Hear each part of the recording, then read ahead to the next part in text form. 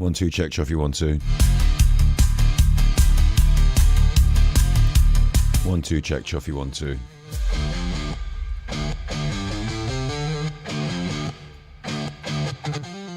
Look out for that bit of music that you're just hearing now. Look out for that again in the future.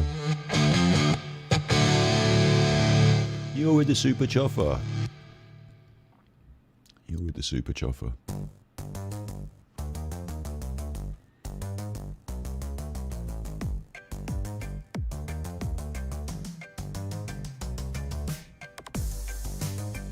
With the Super Chuffer. 1, 2, check, Chuffy, 1, 2. Now, I did turn my mic down last night. Should all be alright.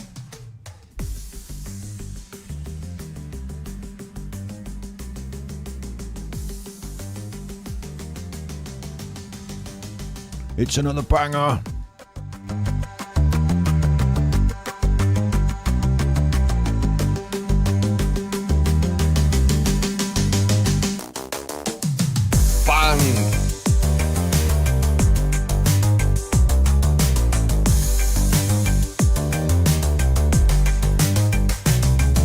Same.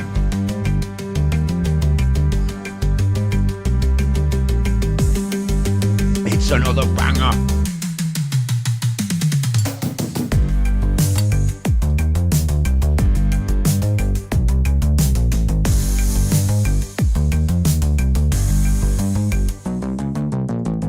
We left Ghislaine Maxwell last night on a massive cliffhanger.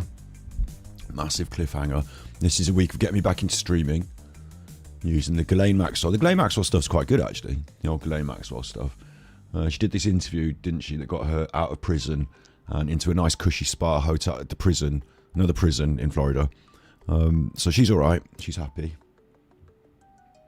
And we were listening to her do her talking. And she's been dropping some interesting bombshells. Like, you can read into it a lot because the stuff she says obviously is lies, and then what she's not saying and what, you know, and all this. And we haven't got quite into the deep bit of the Trump bit yet. We've still got the Trump bit to go, and we left it on a bit of a cliffhanger. There's 6 hours of her interview. We're 2.5 hours through it. So this stream, another stream, and then another subject next. Oh no, what do I do next?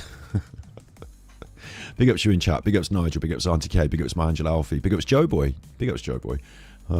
Big ups Dover and Dolly's mom. Big ups Julianne. Today in the news, I can't. Should I talk about the news, or is that going to make this episode dated? Or because when people come and watch this later, they can just come and watch this at any time in the future. Probably want to skip this bit at the start, don't they? Oh, he's doing his talking. He's doing his talking. But today in the news, Keir Starmer says we're going to have digital IDs.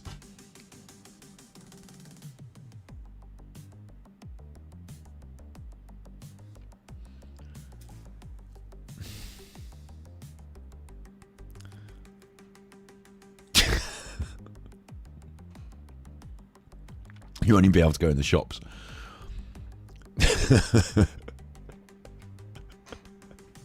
What do you think about that? You won't even be able to go in the shops. There's going to be a Jay Slater documentary on Channel 4 on Sunday. Yeah, I noticed they were hyping it in the media as well, in the press. His mom did an interview on the BBC saying, oh, these bad people on the internet said I murdered my son. I didn't really cover Jay Slater apart from to say Mark Williams-Thomas was spinning a load of lies, in my opinion. You know, Mark Williams-Thomas was feeding a bonfire so that he could profit off it and trying to get in and control the family. And, like, you know, if people on the internet are saying you're dodgy, then Mark Williams-Thomas can come and help you deal with the internet trolls. And then they didn't want to talk to him. And it just was a whole mess, that Jay Slater thing. The inquest was slightly fucked as well, wasn't it? I mean, I'm not one for the big conspiracy theories over Jay Slater. I do think he was just a party goer who fell down a hole. I really do. And I think everyone wanted so much more of it because they just come off the back of Nicola Bulley. You know, there was this fervour for it. But, oh look, Meghan Markle. She's looking hot. Might be the next queen. Yeah, I think, you know, yeah. And they're still doing it, aren't they? You know, documentary on it. Still got the fervour. Still trying to milk it. I wonder who's, you know, responsible for the documentary. I wonder who's part and parcel of making it. I wonder what their angle will be. But it's not really my big deal. Not really my big thing. I like seeing your name there on the OGs. Yeah, I did. Yeah, I've got to go and grab an ashtray. Fucking Battery 80%. battery 80%. Hang on. Hang on.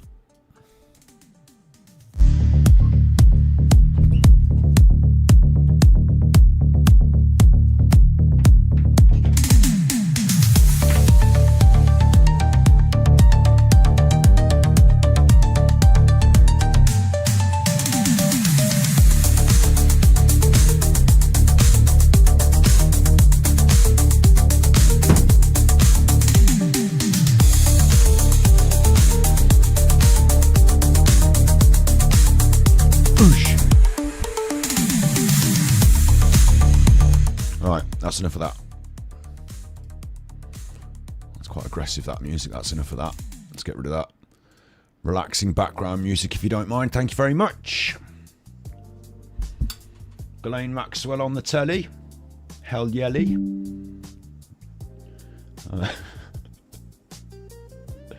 Ghislaine Maxwell. Good old Ghislaine. Hello, good evening. It's Ghislaine Maxwell. Where is she? Oh, my buttons for changing the cameras aren't working because I updated OBS, so annoying for me. Just give me a second. I will find where my thing is. Get rid of that. There's Ghislaine Maxwell. Give me another second because now the cat's meowing. As soon as I start talking on the internet, the animals want to come in and out. They piss out of me.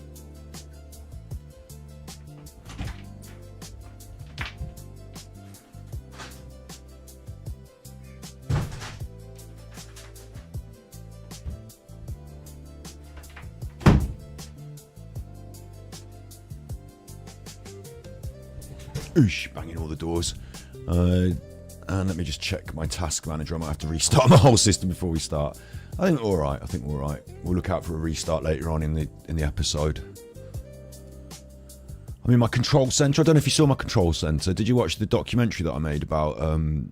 Did you watch that? Did you watch the documentary I made about? What's his name? Guy's Cliff. Did you see that on the old channel there? Did you watch that on on the old channel here? Did you see that documentary I made about Guy's Cliff? It's the main one, really. It's the main thing. Super chuff if you're watching this channel now. This is the latest video here, 2 months ago, The Legends of Guy's Cliff. It's my magnum opus. It's not really. It's just I spent a bit of time making a proper documentary about something, and there it is. And it's historical, and it's got loads of interesting AI in it. Made with the enhanced images of AI that I worked on myself, and it's pretty chuffing good. And in that you can see the workstation that I'm sat at. You can see where I'm sat because I do a little bit where I move to the camera and talk. Well, I don't talk, but I pretend there's a bookshelf behind me. It's a long story. So you can see that I've got like these big 3 monitors, big curved monitor, like the big curvy 4K monitor. The one there, I've actually got a big telly there that can go now and be replaced by another monitor. I've got the whole desk set up, I've got all this, you know, I'm in my control room with my lights on, and just so I can play a video of Ghislaine Maxwell talking and we can listen to her talking. How does that sound? Let's get you in chat so I can see you. It won't let you super chat stuff. It should do because, you know, I'm allowed super chats. I had one the other day. Maybe it's on you. You like the documentary? Thank you very much. Thank you. You can always do the coffee. I've got that as well. I should mention that, shouldn't I? Should promote my own. I've got coffee.com. If you want to support Super Chuffer, it's coffee.com/Ganji. It's written on the screen, and it makes it come up on the screen, so it reads it out. And I'll post that in the chat. Actually, good shout. Post that in the chat if you want to do that. Big ups, Kelly. And yeah, this week's about getting through this Ghislaine Maxwell stuff, which is good stuff. I didn't do it time sensitive, but it is good stuff. And it's an interesting go through to get me back in the hot seat. I keep saying this. I don't want to be a true crime channel. I don't want to be a true crime channel. I want to be more broad than a true crime channel. And I think this is quite a broad story, but it veers into true crime, so we're all right there. We're all right there. But, you know, due to popular demand, I think I might end up touching some more body language on some crime cases in the future. But it's about me getting back in the hot seat and getting back on the show, on the Super Chuffer show, on a more routine basis. In the background, this took 6 months. This Legends of Guy's Cliff. It really did take 6 months. It's hard work making a proper documentary like that. But my next video should only have taken a month. It's now taken 2. And while I'm sitting here doing this, I'm not editing that video. I'm trying to filter in some actual edited, like decent, interesting, as I said, more broad content onto the channel. But that means I'm either streaming or I'm editing. And when you don't see me streaming and I'm editing, you don't see me working. But I am working away behind the scenes. I just need to pull my finger out and get that latest video dropped, because it's basically 80% finished now. It's another sort of mini documentary piece, not a big one like this, but a mini documentary piece about something interesting, space related of all things. So, like, hopefully you'll start to see this, as I say, like broadening out of the topics, something interesting, something well produced every month or 2 or 3. And a proper documentary punctuating annually, biannually. You know, they take a bit of time to make. And then these live streams as well that we do in it. So I hope you're happy with the offering. I'm back to offering it. Been away a little bit, but I've not been away too long, and also been on Twitch where I stream nonsense and video games. I've also got Battery Exhausted, a B-side channel where we talk about some of the strange things on the internet when strange things are happening. Right, that's enough shilling for myself, isn't it? That's me talking there, look. This is Ghislaine Maxwell doing the talking. You've heard of her. She's a bad chuffer. If you want to know what was going on, go and watch yesterday's episode and the one before. Information around what everybody else is. But she's about to get in on something quite controversial. Big ups, Red Fan. Thank you very much. Why has that not come up on the screen?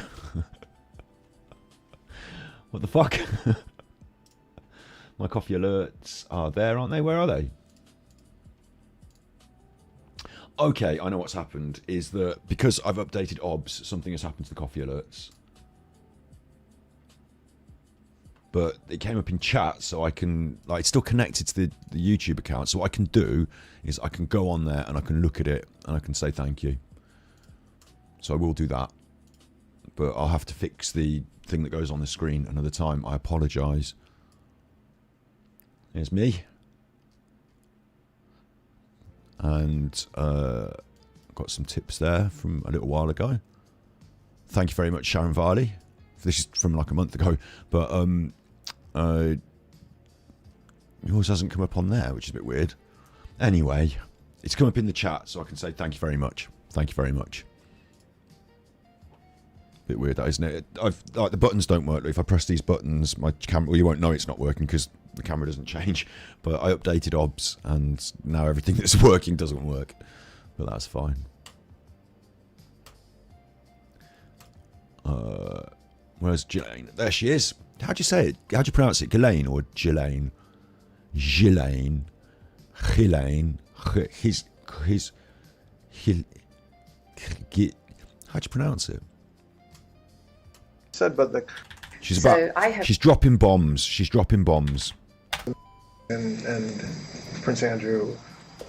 It's about it's Virginia Giuffre. That beep is Virginia Giuffre and Prince Andrew, and the questions are now all about, you know, what's going on with those two. About that relationship.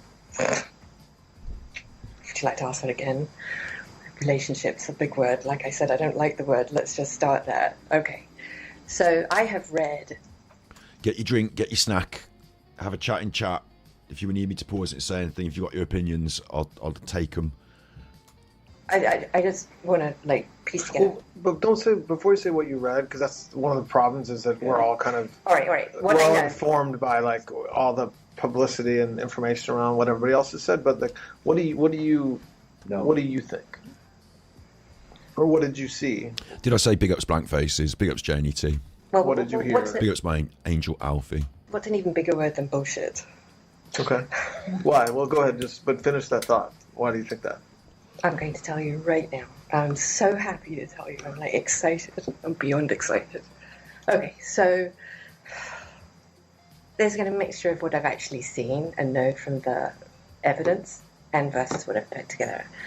Impossible for me at this point to separate everything, but I'll tell you what I know versus what I saw and what I physically have in here.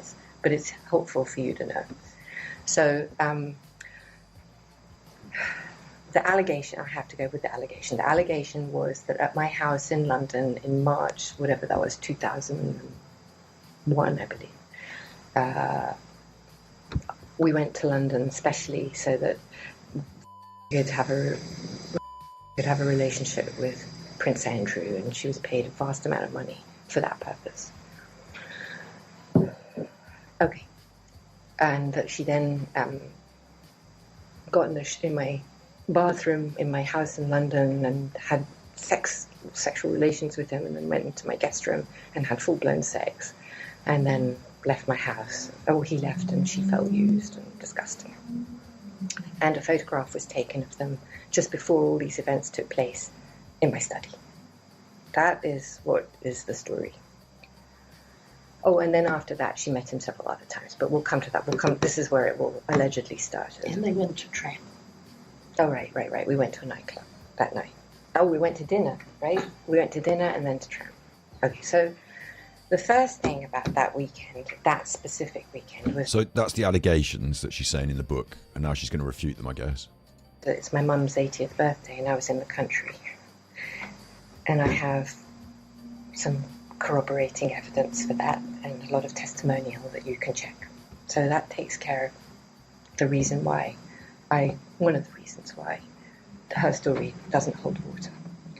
The second reason why, so by the way, when I say that, my mum turned 80th that actual weekend. It was her birthday, it's on March the 11th.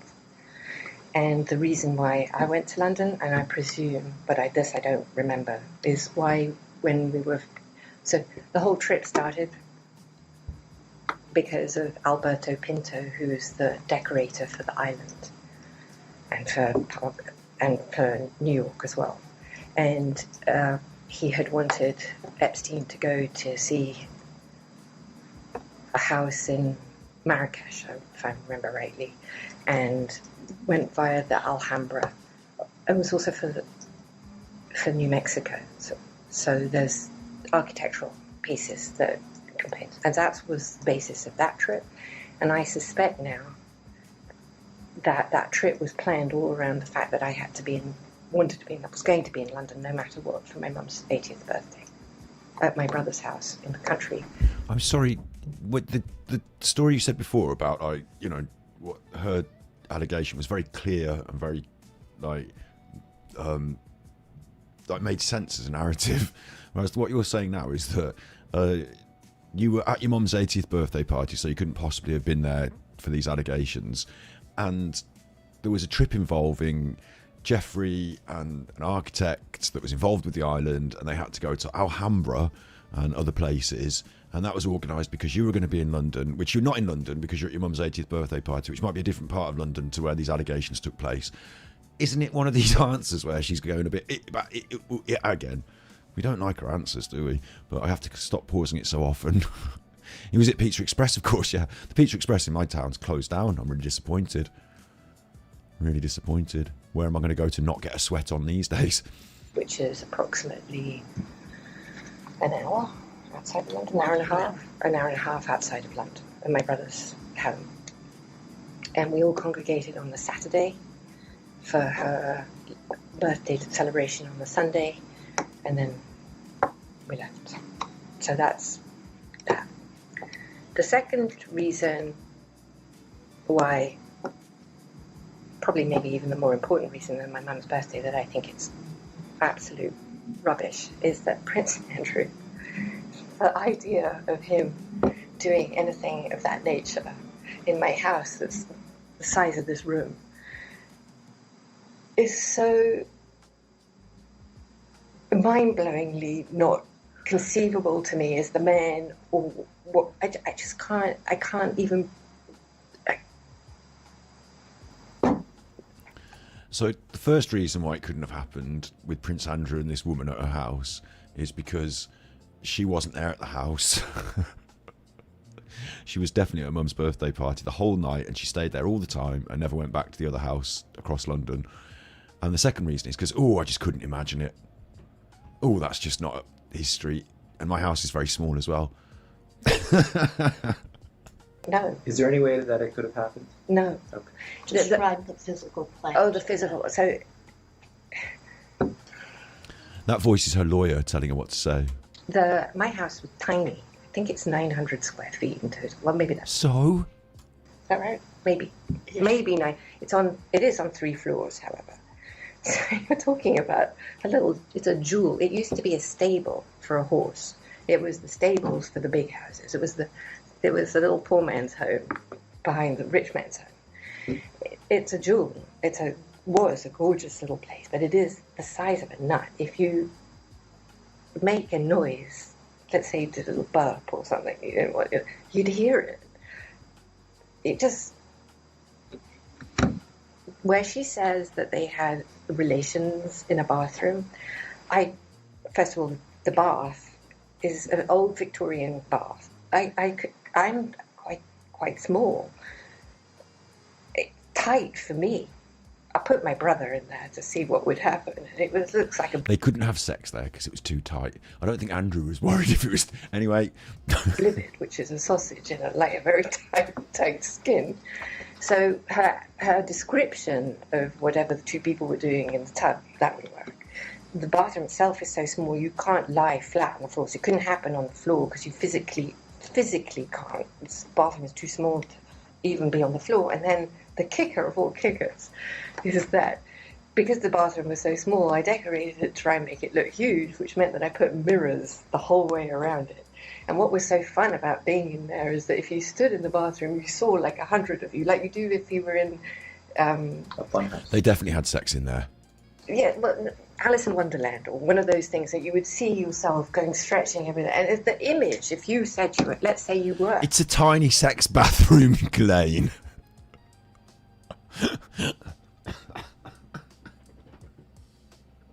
You're describing a tiny sex bathroom.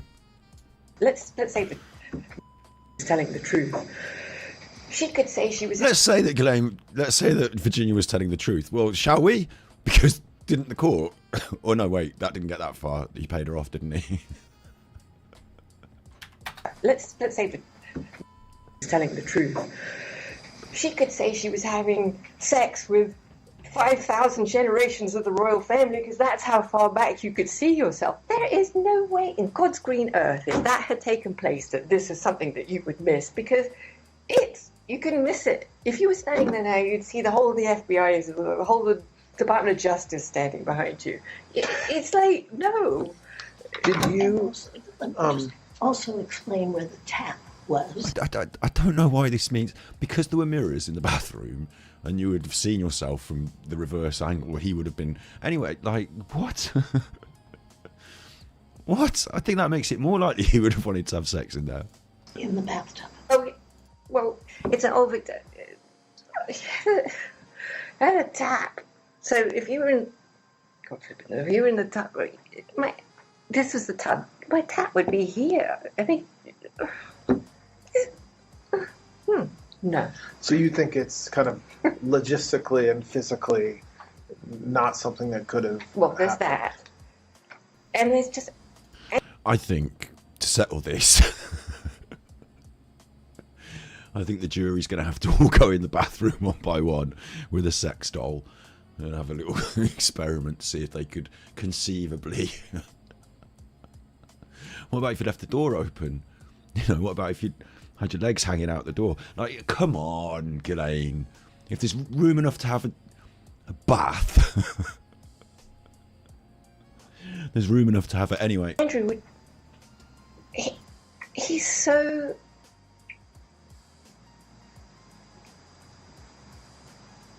English. He's so... He's had a tie on. Do you think there's any way it could have happened or no? Absolutely, Okay. no way, He had a tie on. no how, Absolutely not. Wait, I haven't finished. So Go on ahead. her. No, no. Oh, sorry. No, go ahead. Go ahead. Go It's ahead. his Go ahead. meeting. No, Sorry. go ahead. Go. Finish, please. Go ahead. Go ahead. Sorry. Can I finish? When all this nonsense took place, where this whole story with the picture and the this and the that and this bullshit, I believe that this whole thing was manufactured, and I can point you to some potentially corroborating evidence of this. So when she gave the photograph to the FBI in Australia, Just to be clear, the photograph you're talking about the famous one yeah, where, I have an image of it where, here. where If you want Prince to look at Andrew's it. holding and you're in the background. The fake. Just to be clear. It is interesting because some people have suggested that photo is fake, but it also does fit the pattern of the way they work the blackmail, doesn't it? That they've suggested, taking the photos of the people. Yeah. So, on the back of that, and this is in the Discovery, by the way. I don't know if it's in. I don't know which Discovery I saw it in now, but this. She wrote in the back that it was a picture that was taken in January of 2000 or 2001. I don't remember. Okay. So now, in her handwriting that she's giving the FBI this picture, suddenly now it's March. So how do you go from her writing it's January to March? It's because that's the only one that fit with the flight logs that when she could be in London and this took place. The second thing is that, I'm so excited to tell you this. There is a journalist. I know you guys quite, the fake news is at work here. So there's a journalist called Sharon Churcher. There is a lawyer called Brad Edwards. It's funny she used the term fake news, isn't it? Like sometimes I wonder, because this is all about Donald Trump and stuff, and although he's not in the room and mentioned what he did is mentioned at the start, and he will be mentioned a bit towards the end. But it's about Epstein, it's about these other people. But the idea is Donald Trump's done nothing wrong ever, and she continually keeps him out of it and all this. And then she had a list. We were listening to it yesterday. She had a list of these names of people, and she had it written down, almost as if like someone had dictated it to her, and she'd had to write it down. And now she's using almost like the same language as Donald Trump might use, almost as if, like I say, like maybe as if someone had told her to say this. But you can't say that, can you? You couldn't qualify that. These two, and there is a Southern District of Florida prosecutor called Villafana. But this is with the names again. I would very much look forward to showing you the relationship between these three parties that created that story. Why? Well, without putting aside the relationship, why do you think they created that story? I believe that story was created for the purposes of, well, there are multiple. The first one is financial. Mm. The second one is for the purposes of the CVRA case. The third one was for the serialization, both of her book and in the papers, for the story to attack the royal family. And just as a... So, I think when I think she said the reason that this story was fabricated by the newspapers, one of the reasons was so Virginia Giuffre could sell a book that attacked Donald Trump's family. you were just asked about the photo, you said you actually thought the photo was fake.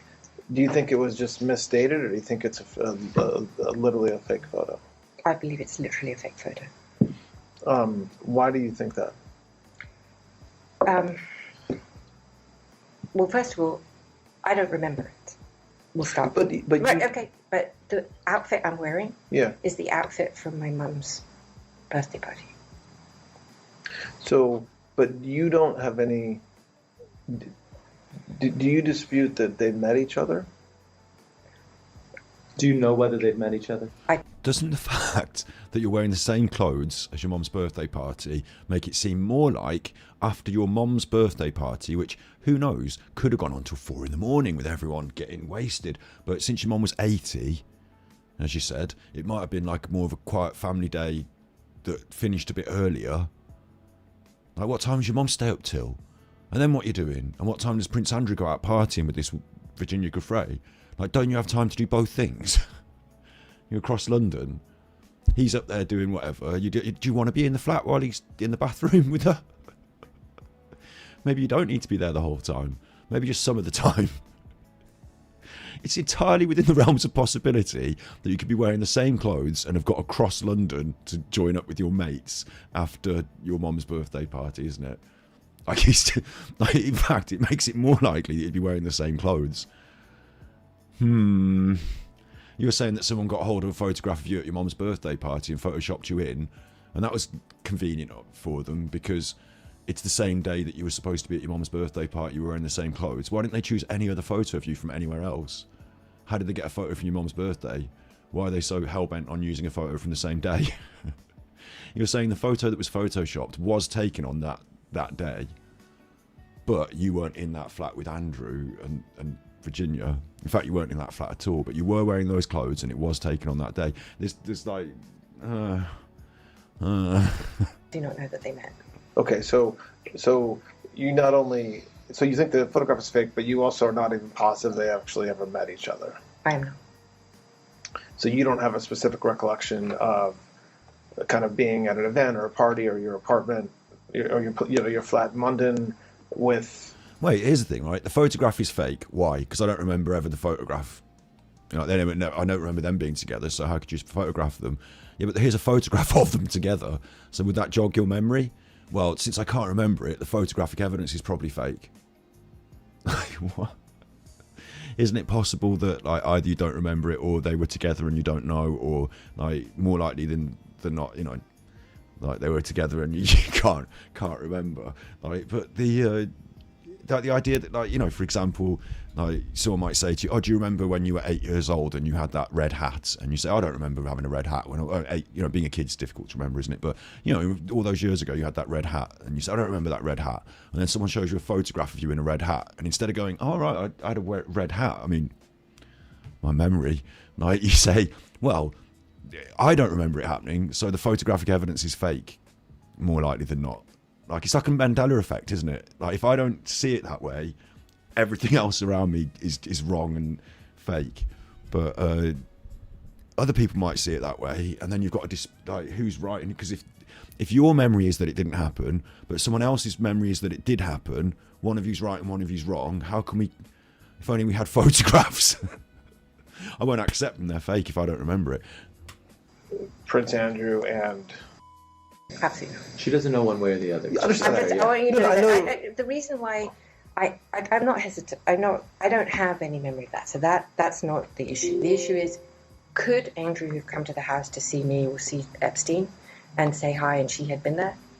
Yes. I can't say that didn't happen. But what I can absolutely... Wait. Obviously, you're not allowed to tell lies, remember, because the FBI told you about that. They said, don't tell any lies. So, could it have happened? Yes. Did it happen? No, the photograph's fake. Categorically says that I never, at any time, set Andrew up to have relations with her or any other human being, ever. Ever? Did they ever like Alan? Never been in trouble ever. The idea that she used Bill Clinton's language there, you realise, yeah? Never had relations with that woman, the Monica Lewinsky thing. And he was lying when he said that, wasn't he? And she's been on the plane with Bill. Friendly, him and Epstein. Now, this is going badly for her now. To use the exact phrasing of a famous lie pertaining to one of these powerful people that's involved in all this, like, what was the word she used? A new word yesterday that I'd never heard before. What was that? It was a Jewish word, wasn't it? What was that word? I remember the word she said about the... was it... She said two words that I'd never heard before yesterday. One of them was about the chest of drawers, which was like a Charizard, but it's not a Charizard. I was on the dog walk earlier and I thought, thinking to myself, and I remembered the word, and I was like, oh, that's that word I learned yesterday. No, I can't remember it. What, do you remember, anyone remember the word? The name of the word? 2 new words we had yesterday. One was a Jewish word for a big mess. I've forgotten what that is. And the other one was like for the chest of drawers, and it's a very posh chest of drawers, and it begins with a C, and it's got like a Z in it somewhere. Damn it, how I've forgotten that. I remembered it earlier on the dog walk specifically, so I could say it in this. Anyway. And I can categorically state that her characterization of whatever may or may not have happened could physically would just know.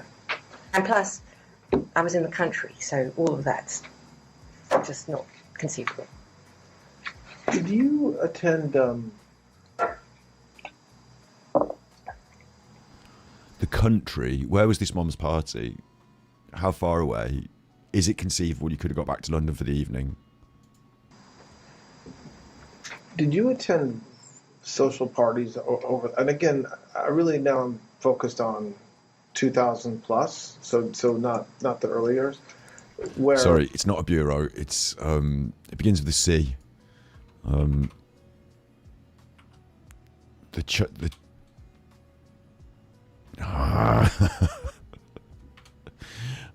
am I looking for? I'm looking for a synonym for bureau sideboard. It begins with a C.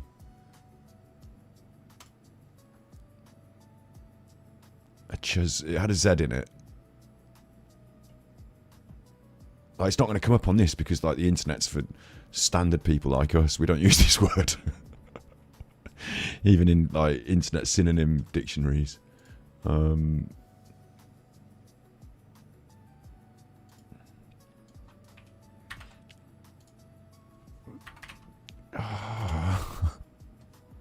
Someone will know it.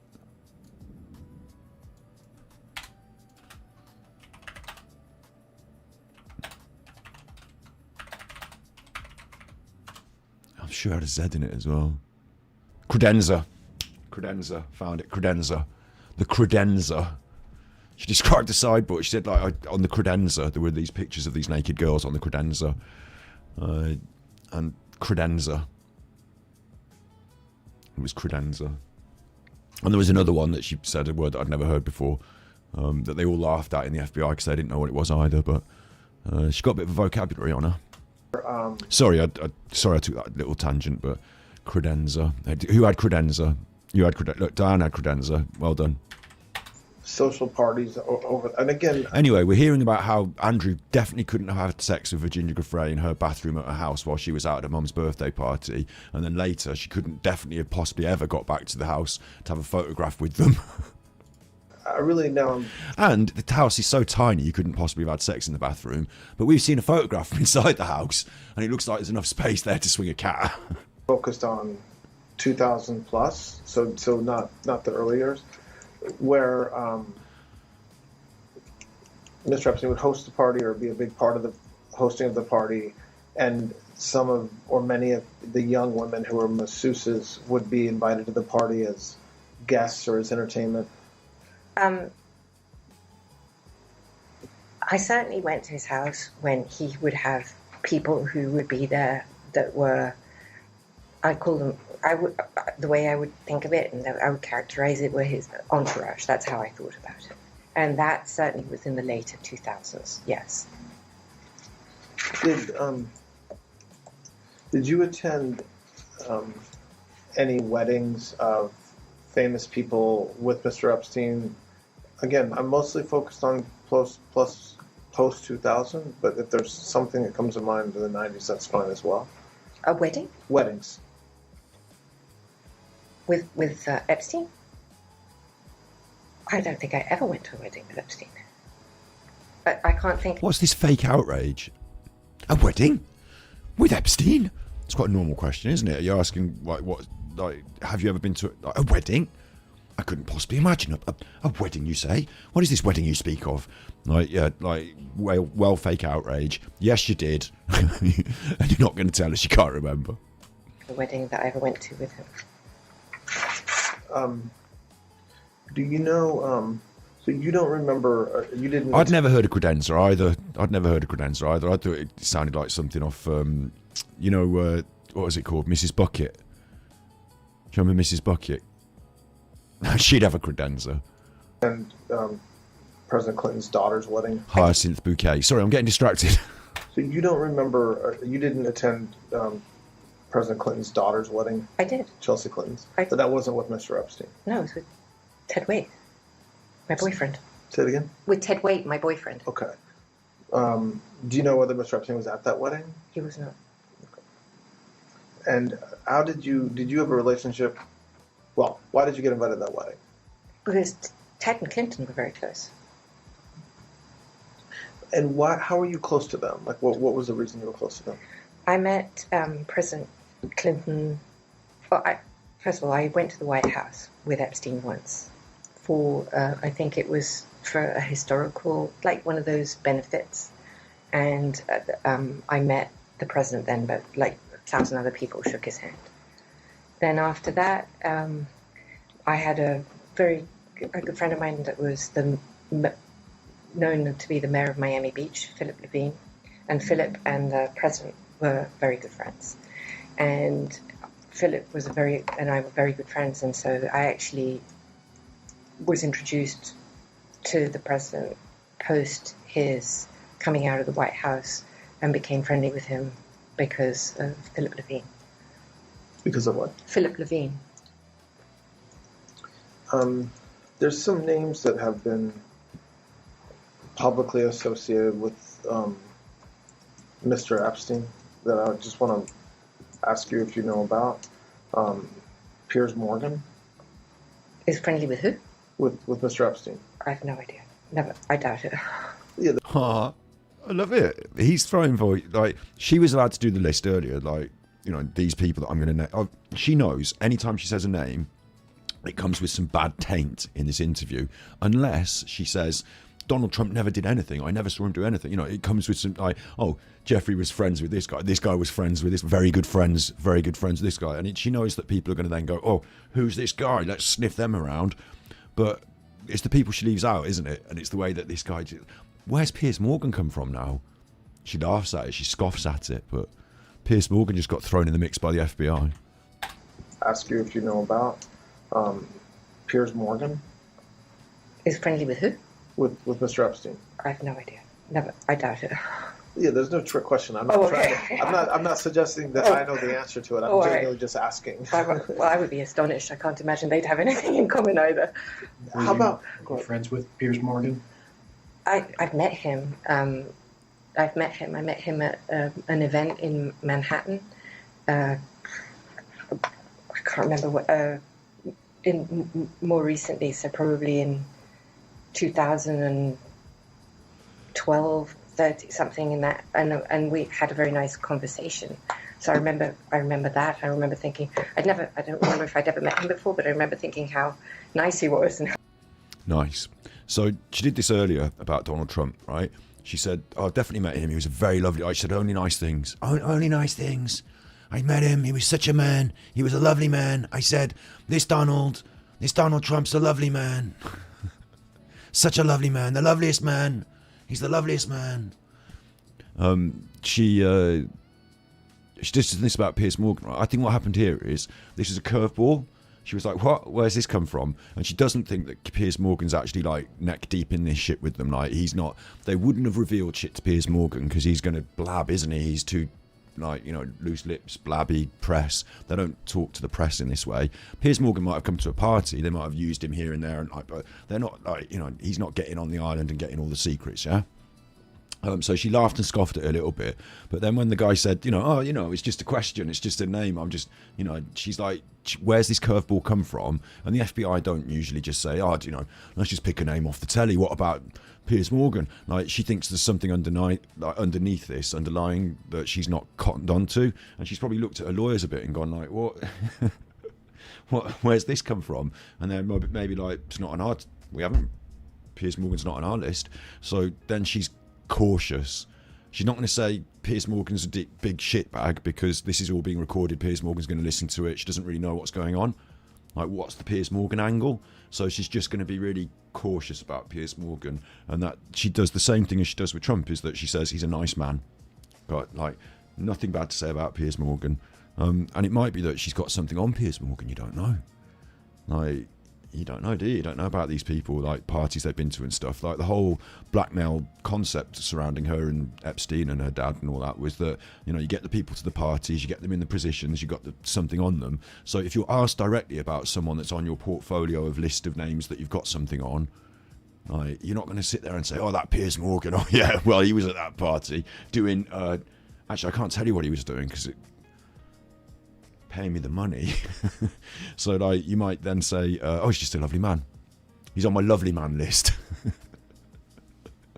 Piers hears that and he's like, that was money well spent. Allegedly. No, it's just an idea, just a concept, isn't it? But it's weird that she should be so cautious, and I think the caution is simply because she's like, it's quite revealing that when she feels confident and comfortable, because she's rehearsed all this with her lawyers and like there's been conversations had, isn't there? Do you know what I mean? And before all this has happened, she's not just randomly spilling random stuff. But when something was a curveball and she felt it was unexpected and she didn't know what the right answer was, she was just like very cautious. Yeah. I was surprised, and we had a very nice conversation. So I remember that. I remember thinking, I don't remember if I'd ever met him before, but I remember thinking how nice he was and I was surprised. So I liked him. What can I tell you? So that's the only memory I have of that. I'm not sure if that's correct, but that's what I think. I don't have a correct or incorrect. No, I also want to try and. No, but I want you to believe me, because I mean this. There is so much information in the public sphere about you and Mr. Epstein and others around. That completely confirms it with me. He said, "I don't have a." She said, "Is that the correct answer?" I don't have a correct answer. He said, and then he said, "There's so much in the public sphere," and she went, "Oh, I see." He's like, I see what your angle is now, so now I'm more comfortable with this line of questioning. And some of it is definitely true, and some of it is definitely false. Okay, all right. So when I ask a question, if I think that you're not being honest or that you're missing something, I'm not. This isn't got you. Okay. I'll say that to you. Did you ever meet JFK Jr.? I'm sorry? Did you ever meet JFK Jr.? Yes. When was that? Interesting that she's worried about this. You know, she's worried about saying something that is then provably wrong. Because, well, you said you didn't know Piers Morgan, but look, here's a picture of you sat next to him at a charity event. You know, she's worried about that. So when she's saying, is that the right answer? And like, he's even, you know, making it very clear to her, isn't he? Like, don't worry if you get things slightly wrong. We're not trying to do a gotcha. But we know from earlier in the thing, well, I say we know, like, it seemed like her lawyers had done this job already, of like going through, finding every picture, finding when, like, because she was able to say, I can date this because there's a picture from 1982 that was published in a magazine.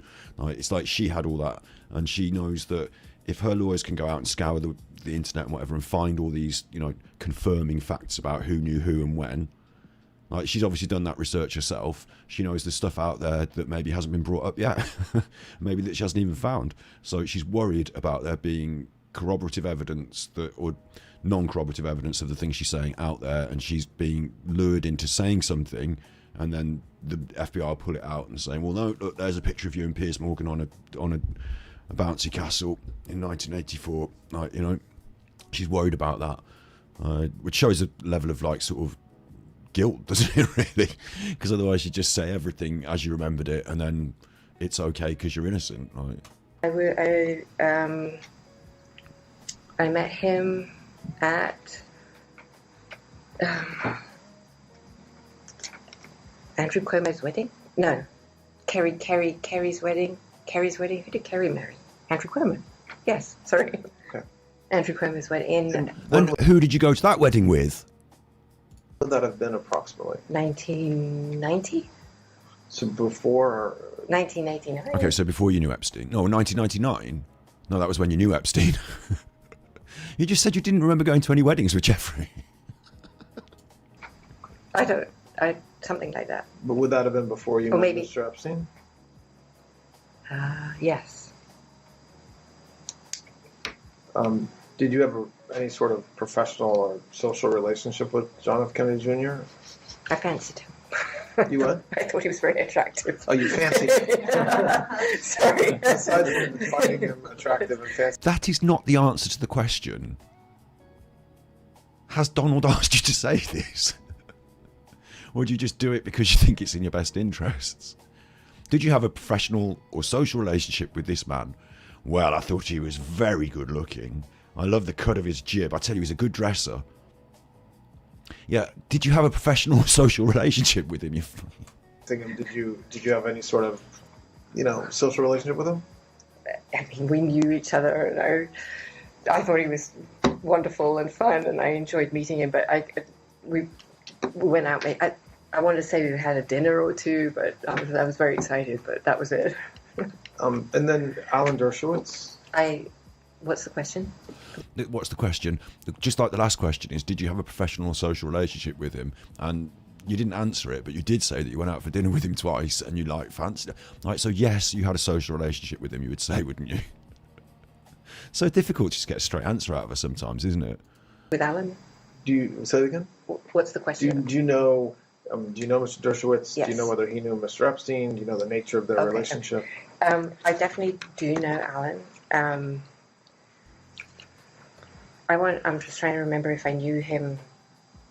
I'm trying to remember how I met him, and I met him separate from Epstein. I don't remember, so that I have no recollection. I remember. I know that he was Epstein's lawyer. I don't know if they had any relationship prior to that. I don't remember. Oh, I do actually. So, I think they met at the same Martha's Vineyard through Lynn Forrester. Now, I think that's what happened. I think that's it. And why do you think that?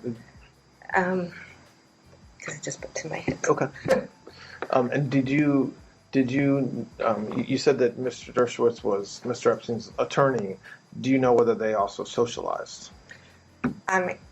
So my personal memory of when I have two distinct memories with Alan.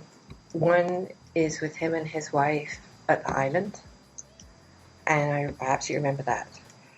And I remember, I think, going to his house in Boston. If he had a house in Boston, those are the only two times I remember. Did you ever observe Mr. Dershowitz doing anything inappropriate with young... They'd obviously mean Boston, America, not Boston, Lincolnshire, don't they? Like, they didn't specify, though. She's from Britain, and she was in London earlier. But yeah, they mean America. Hiya, Louise. Big ups. Women around Mr. Epstein? Never. Did you ever hear anybody ever tell you that he had done anything inappropriate? Absolutely not. Do you know one way or the other whether Mr. Dershowitz ever got a massage at the island or any of the locations that he was at with Mr. Epstein? I don't remember anything about him ever getting a massage. I don't ever have any recollection. I don't believe I ever even saw him in a bathrobe. I have no knowledge of that. The lawyer, the really expensive lawyer, the one that represented Epstein, the lawyer never saw him do anything wrong ever. Not even so much as seeing him take his shoe off. No, I thought he blew his nose once, but actually it was just the noise from a nearby windbreak fluttering. And I didn't even see him blow his nose. He's such a nice man.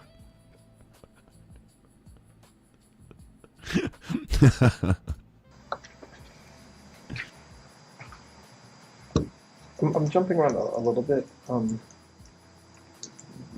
You mentioned, I think, briefly, but the Terra Mar project? Yes. What is that?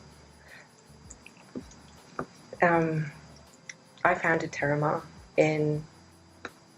the idea of Terra Mar came, I think, in 2010. So I want to just explain Terra Mar a little bit. So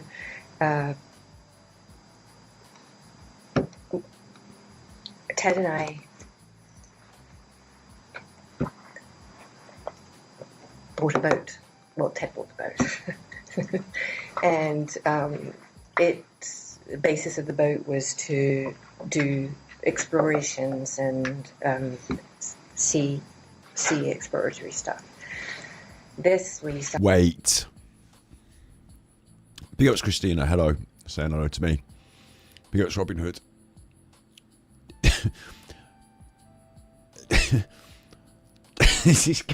Ted, her boyfriend, it's making me wonder now with this whole, like, I'll just say it, I'll just say it. She was going out with Epstein, he was weird, so she dumped him and moved in with Ted, yeah? But she carried on working with Epstein the whole time, and she was still basically doing all his affairs and stuff. And could it be that Epstein said, hey, why don't you go and get in bed with Ted, and you can be Ted's girlfriend for a bit, and you can get all the inside goss from Ted, like, and still be my girlfriend really secretly, but just tell Ted that you're his girlfriend for a bit. Like, you don't know. Ted needs a boat, make sure you help him buy it. But it's Ted's boat, his thing is going to be on the thing, it's Ted's name on the thing. It's not going to give you any flashbacks to your dad's death, don't worry. What are you going to call the boat? Oh, the Lady Ghislaine. No, don't think. Maybe something else. The boats are really... What's it for? Exploring. Sea exploration. We're going to do some mapping. We're going to do some cartography and mapping of there's parts of the South Pacific that are still relatively uncharted, are there? Exploring,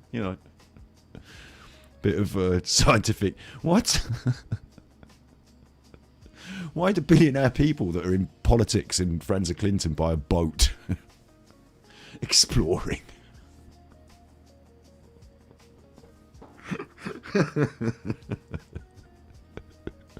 Exploring. You could just imagine them on it, can't you? With their scientific instruments. Their exploration gear. Oh, we're going to go on a bit of a like, she likes extreme sports, she said. She's going to go on a bit of a this winter we're all going up to the Antarctic. It's going to be very cold. You might want to bring a coat. They bought a boat to either fuck around doing pleasure cruising and doing their parties, or the only other thing they could possibly want it for is some sort of smuggling up. People smuggling, isn't it? The trafficking that they were accused of. In my opinion, because, I mean, it could be all above board. Oh, yeah, that's a pun. But you know what I mean? It could be above board with just parties and yachts. But the fact that she said exploring, why did Ted want a boat that he definitely bought, that you didn't buy, that you said you would basically bought, but you, the same with Jeffrey, like, you manage the things, so you're the one that's calling some shots, but you're not spending the money, so it's just, anyway, like, this boat that you go exploring in. Exploring? What are you looking for? Are you hoping to find new species of coral?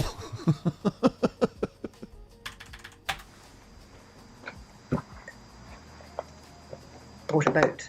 Well, Ted bought the boat. And the basis of the boat was to do explorations and sea exploratory stuff. This really started because I have had since I was a child a love of the ocean. And right, so it's good that before they even ask you, you've got a really extensive and well thought out backstory as to why you would have this boat, and you volunteer it here without question. So tell me about the boat. Yeah, so when I was a kid, I was really into exploring, and honestly, I wrote it down, and always been big on boats. I remember me and my dad went, oh yeah, what kind of exploring did you do on the Lady Ghislaine? And everything aquatic, and I've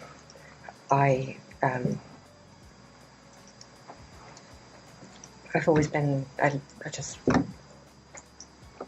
I'm nervous about the state of the ocean. When Ted and I, we worked with National Geographic, and we did exploratory work, and the most exciting, well, we did many exciting things, but one of the most fabulous ones that we did was we looked for Amelia Earhart twice. I did 2 expeditions to look for Amelia Earhart as an example of an exploration that we did. And Ghislaine in the Antarctic. Who's Amelia Earhart? Is she a pilot that went down or something?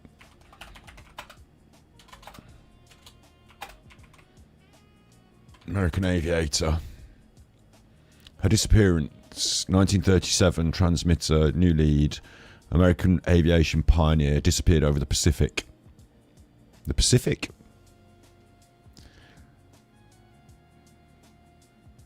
So, I'm led to believe... It's coming.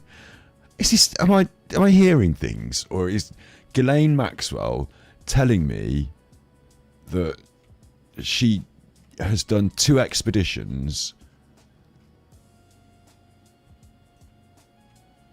to attempt to find Amelia Earhart in the Pacific? Amelia Earhart here, right? Here's a picture of the. This is Honolulu. Like we're like right out in the. This doesn't seem right to me in some way. But what it, I like in another way, what it does is it gives you like a reason. We're talking not off New Zealand here now, but we're talking off the north of Australia here. Off like I think this is Polynesia, is it? I don't know. Philippines. Anyway.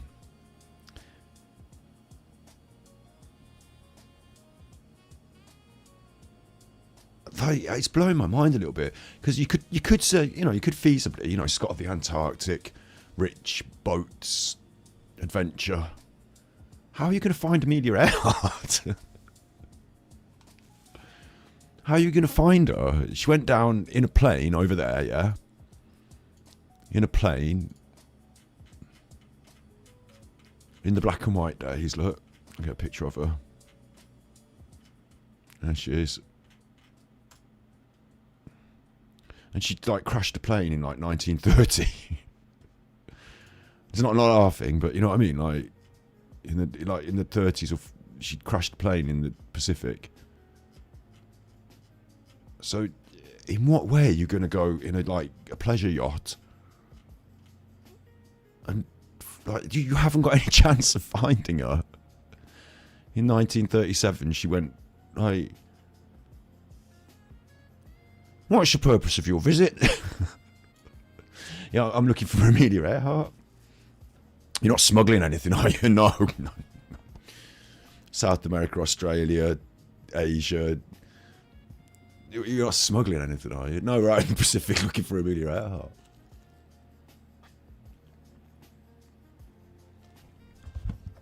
Okay, that's fine. You carry on. What are you doing out there? Twice. Couldn't find her the first time, but you thought you might go back. One of you left your hat. Like, what? Wait. What? What? Something she throws up in this. I didn't know it was going to happen. I'm like, I should have watched it first and picked out the highlights. This is just like, it's breaking my brain a little bit that she's told us that she bought a boat with a billionaire political businessman, whatever. Like, her and Jeffrey and his mate and her new boyfriend, and the reason that she's into this is because she goes out exploring, looking for Amelia Earhart, who crashed a plane in the 30s. I want to know, what technology did you take with you? Did you dive? You can't dive in the Pacific to look for Amelia Earhart's plane. Well, yeah, it's sonar. Is she doing a Peter Folding with the sonar? She needs to get together with Peter fucking Folding. They're looking for Amelia Earhart in the Pacific. Dragging the sonar. I think I saw her goggles. She long gone now. Been nearly 100 years. You ain't gonna find a fucking hat. It's gone, that ass. I mean, it's gone, mate. What are you doing out here in your boat? He had a foundation. We looked for Amelia Earhart twice. What? You've got more chance of finding Anne Frank. Exploratory. In an attic in... Stop it. I've always been, I just... You got more chance of finding Madeleine McCann if you go on holiday in Portugal than you have Amelia. Look, come on, stop it. Aquatic, and I've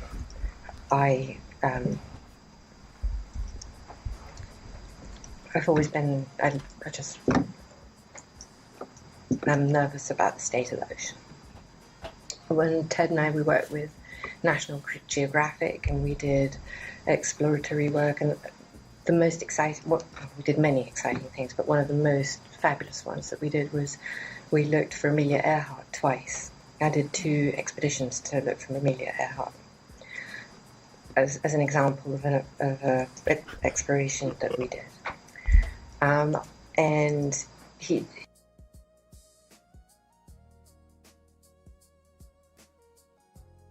had a foundation for the ocean, and we worked with Nat Geo, we worked with Woods Hole, we did amazing things. He bought the Remus 6000, so when the plane went missing, the plane that went, was it Air France, from Brazil to Paris and went down, it was the Remus 6000 that found that plane. It's one of those deep sea underexplored. Anyway, when I broke up with Ted, I just, one of the things I did not want to give up was my love of the ocean and everything. I mean, you do get these sort of billionaire, you know, I wanted to say philanthropists, but it wasn't not philanthropy, is it? But you know, you get these people that like go down to the Titanic in their submarine, don't you? Whatever, like that does sort of happen. But then you did get that other guy who murdered that journalist on his submarine. That did happen, and then like having a submarine means you can do smuggling as well, doesn't it? Like they're asking these questions in the context of I wanted to say Savile, of Epstein's, like, you know, bad crimes and her involvement, and coming around to whether Donald Trump's done anything wrong, and he definitely hasn't. But like the fact that they've got submarines, like it doesn't mean, like you've got to have a good reason for them, haven't you? Otherwise, like I said, you know, what's the reason for your visit?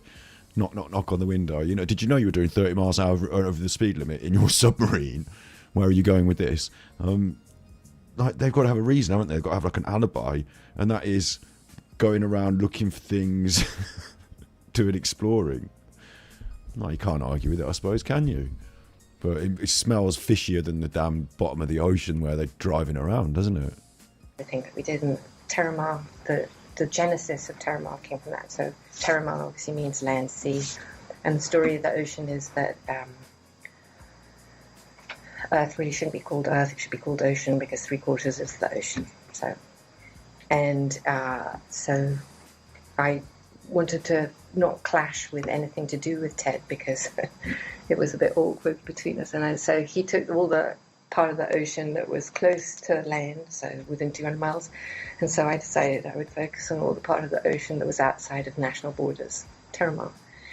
And that's how How on earth did you find a cover story for focusing on the ocean that's outside national borders that seemed to make sense like this, when your actual job in the day-to-day world is doing Jeffrey Epstein's decorating? Remember, he couldn't let you go even when you went off with Ted. It was even more important to keep you. You had to have that big money job, and he had to keep you because your role was so important and complicated. And at the same time, you're involved in exploration of international war, what did she say? Like non-policed. Ted would control all the bits by the countries, and it's like she's the fucking sea mafia. And I would focus on. It was a bit awkward between us, and so he took all the part of the ocean that was close to land, so within 200 miles. And so I decided I would focus on all the part of the ocean that was outside of national borders, Terramar. And that's the genesis of Terramar. So what was the time period of that? I think she had an interest in the ocean, especially the parts that were non-policed outside international borders. I mean, when you say it like that, it sounds fine. After I broke up with Ted, so 2010, 11 is when it started, and then I ran it all the way up until whenever the Epstein drama struck, and then I just shut it down. I shut it down because I didn't want what was happening to hurt the Smithsonian or Nat Geo or I just couldn't let everything be hurt. she was put in. I'm going to say things now today. I'm just feeling like saying them now. Starting to get a grasp of this. She was put into Jeffrey Epstein's ranch, and he said, "Make it look like." She said this. I'm paraphrasing, but she said it. Make it look like a proper ranch. Get animals. Like, you don't want to go out fucking riding the horses. He's not interested in milking a cow, but he wanted the animals. If someone comes and looks at this ranch, it needs to look, to all intents and purposes, like a running ranch. So if anyone comes sniffing around, it's a ranch. You do that, you set that up. Meanwhile, behind the scenes, it's definitely nothing else. Don't worry, it's just a ranch. So, and with this, it's like they've set up this... You've got National Geographic involved, so it can't be anything more than just what they're saying it is. But it sounds like a super front, doesn't it? To me it does anyway. When you consider that she's been prosecuted for bad crimes, and Jeffrey Epstein was on trial for bad crimes. I keep saying bad crimes because there's a whole list of them, but, you know, trafficking is one of them. Like, they've set up a fucking international trafficking network across the oceans with submarines and stuff. And they've made it look legit and above board because National Geographic are involved. What? I didn't know it went this, to, you know, coin a phrase, deep. Deeper than the Mariana Trench, mate. Got more windows than Buckingham Palace, and this one runs deeper than the Mariana Trench. By what was happening to me. I wonder what they've dumped overboard in the bottom of the sea, other than, you know, I wonder it's where she got the idea from with her dad. And I wonder. He had his boat, she's now got the boat set up. Like, I would have got instinct thought that if your dad had died off the side of a boat like that in the open ocean, like, the last place you'd want to be is on some sort of boat like that in the open ocean years later. I just feel like that. My gut instinct would be. And like the idea that obviously she lost everything at the time, you know, she couldn't have kept that boat, the Lady Ghislaine, that had to go. But now she's managed to work it all the way around, and now she's got a new fella. She's like, why don't we buy a boat? It seems so fucking weird. Do you know Jean-Luc Brunel? Yes. How do you know? I met him, so when I told you I was working for the European for my dad, and I was in So charge. back in like early 90s. Yeah. And I was running a magazine. One of the things in the magazine is fashion. And so I was going to some fashion shows, and I was looking for fashion sponsorship. And in fact, when I came to America, one of the first sponsors that I got for it was Ron Perlman at Revlon, who was great. And I met Jean-Luc through just in Paris like that, but socially not. Did Mr. Epstein know him as well? Did you later learn whether they knew each other? I'm not sure. I don't. He would have. Epstein had his own fashion situation, so he would have. He didn't meet Jean-Luc through me. Did you ever observe them together over the years? Absolutely, yeah. I saw them many times together. Did he visit the island? Did Yes. he go to Palm Beach House? Yeah, he went everywhere. I saw him in every place. Do you ever observe him getting a massage? Or do you ever know whether they got a massage? Maybe you didn't observe it personally. You don't remember? I don't know. I mean, I don't. I have no conscious memory of Jean-Luc.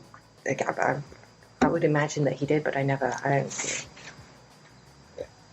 How about Mr. Weinstein, Harvey Weinstein?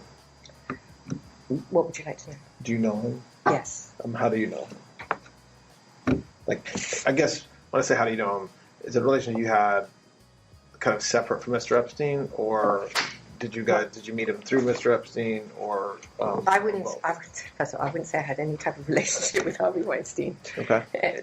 In any context. Socially, I would meet him because I would go to events that Harvey would be at, and also his wife was English back then, Georgina.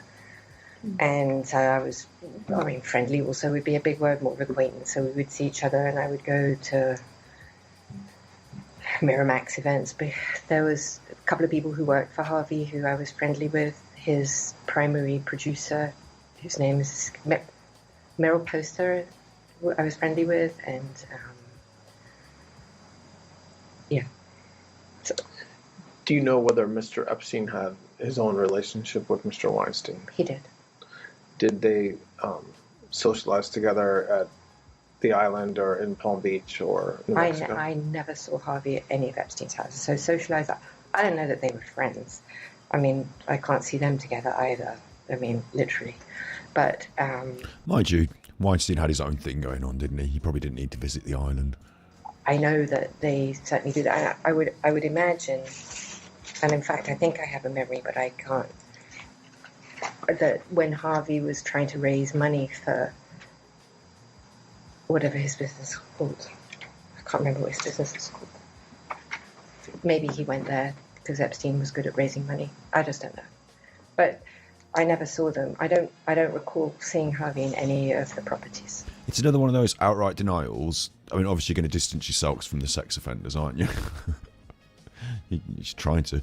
But it's another outright denial of Harvey Weinstein, but with the caveat that maybe if you know something I don't know and you've got a photograph of him, then maybe I should say he could have been on the island, but I don't remember him being on the island ever, but he could have conceivably been on the island. There's an open window and an open door there for that, if you just, you know, because she's being careful and like hedging her bets there a little bit, isn't she? Like, of course, you can want to distance yourself from him, but you can also just say, yeah, he was on the island, he's a bad sex offender, he's been done for it, Jeffrey's been done for it, we're throwing them under the bus. That's the whole setup, isn't it? But like, does she know if Weinstein was also connected to somebody else that she's not throwing under the bus? And it's, you know, it's again, it's like when they start throwing these, not curveballs here, so to speak, but yesterday she was very careful to say Epstein's really bad, this other person is really good, Donald Trump. And then when they said, yeah, but they've been together on these things, she said, oh, well, they've been, but this is bad and that's good. And like it fell apart when she was categoric that this was bad and categoric that this was good. And then the FBI said, yeah, but they're together in the same place. And she's like, well, they can't be good and bad at the same time. I don't know. And this feels a little bit like that, where she's just, but not as clear cut, but she knows she can say, like, yeah, Weinstein bad, Epstein bad, put them together. But she's being careful in case there's other ties that she's not aware of. So let's go a few more minutes and take a break. I know it's after lunch. So we talked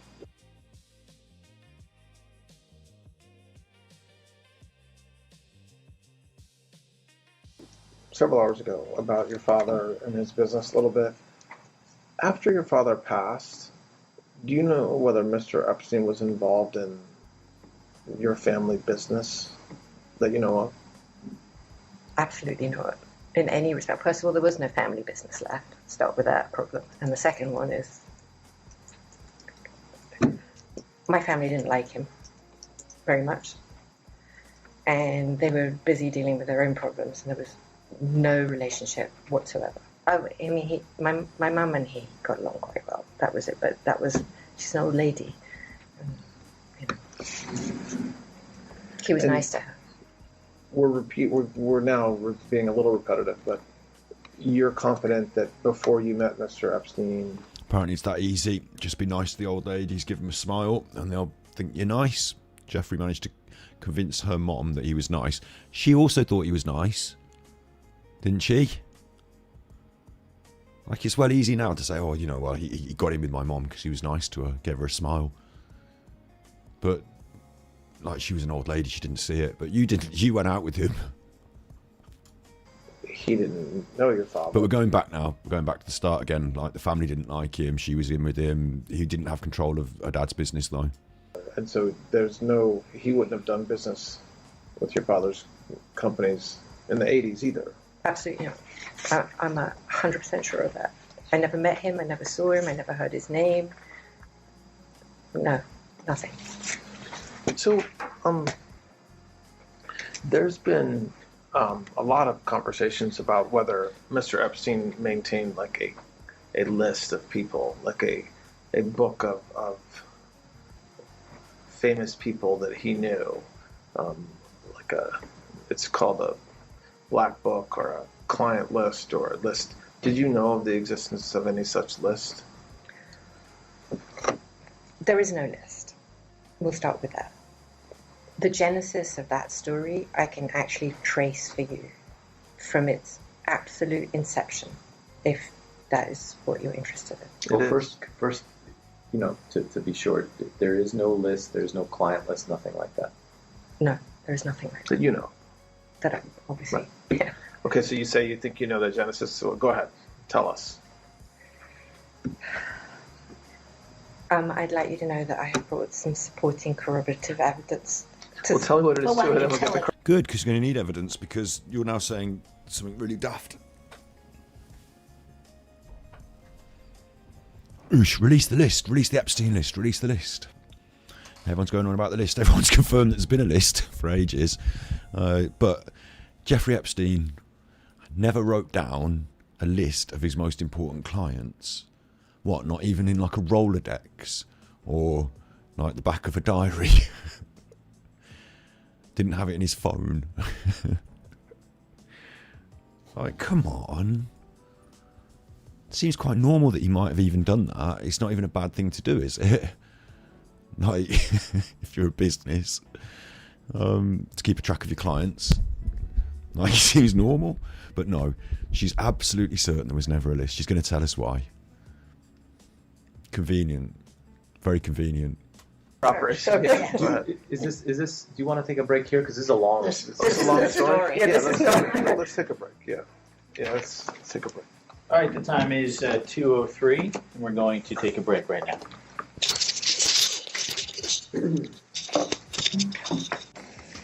All right, we're resuming the recorded proffer of Miss Maxwell.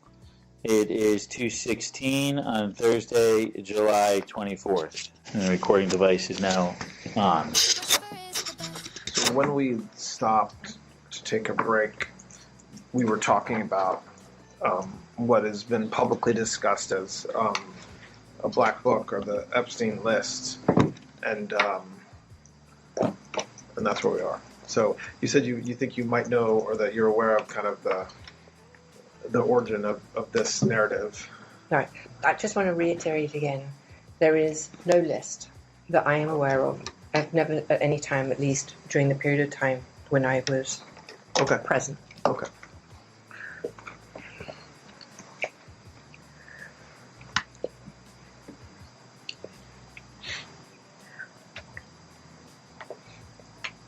The origin of this story, I believe, begins, or it has a beginning in 2009, and then it has a prequel, but we have to start in 2009. In 2009, there is Epstein is, I think, out of jail. And there are civil suits taking place. Many of these are coming out of a disgraced law firm, Rothstein, Rosenfeld and Adler. At that law firm is a lawyer who started there in April, May 2009, called Brad Edwards. In 2009,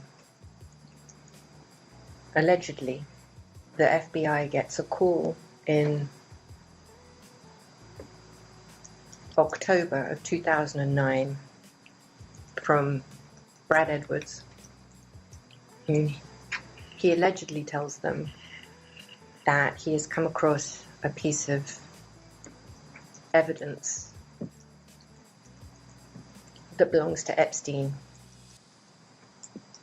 that contains a list of all of his clients and victims, underage girls, massage therapists, and his and the men who are having sex with them. And Brad Edwards becomes a cooperating witness, confidential informant for them. and in a sting operation obtains the list from a former butler of Epstein's called Alfredo Rodriguez. And it becomes evidence in the civil suit.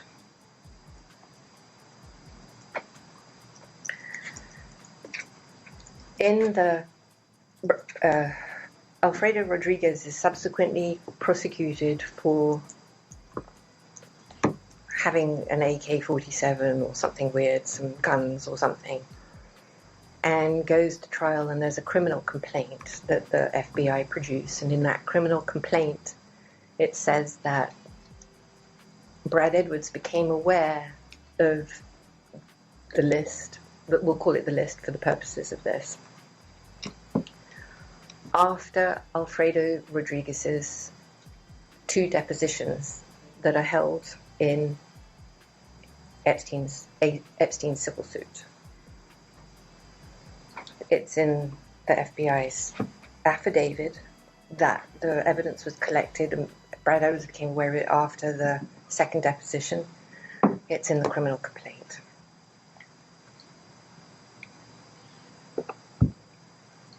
The truth is different from what's in both the criminal complaint and in that FBI affidavit, and in Brad Edwards's own statements on the subject.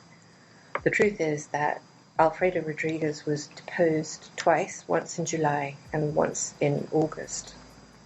And in the July deposition, told Brad Edwards that he had handwritten notes or a journal or whatever in the deposition. And Brad Edwards replies, well, we're going to come back for a 2nd deposition. And the 2nd deposition takes place in August. What this means is that Brad Edwards had access to the list from sometime between July and August until when he actually called the FBI in October. So we're talking 6 months or so.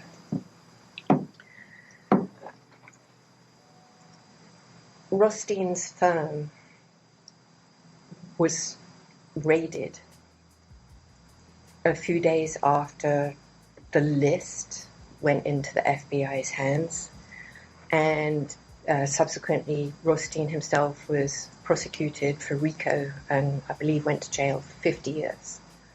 As part of that RICO case, he admitted to, on the record, and was, I don't know whether he was prosecuted for creating fake settlements and fake evidence in Epstein's case.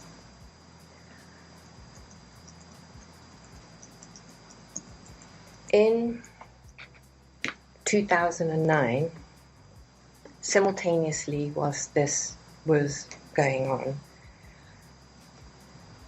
my boyfriend, Ted Waite, was asked for $10 million to keep me out of any of Epstein's civil suits. Up until then, Who asked him for that money?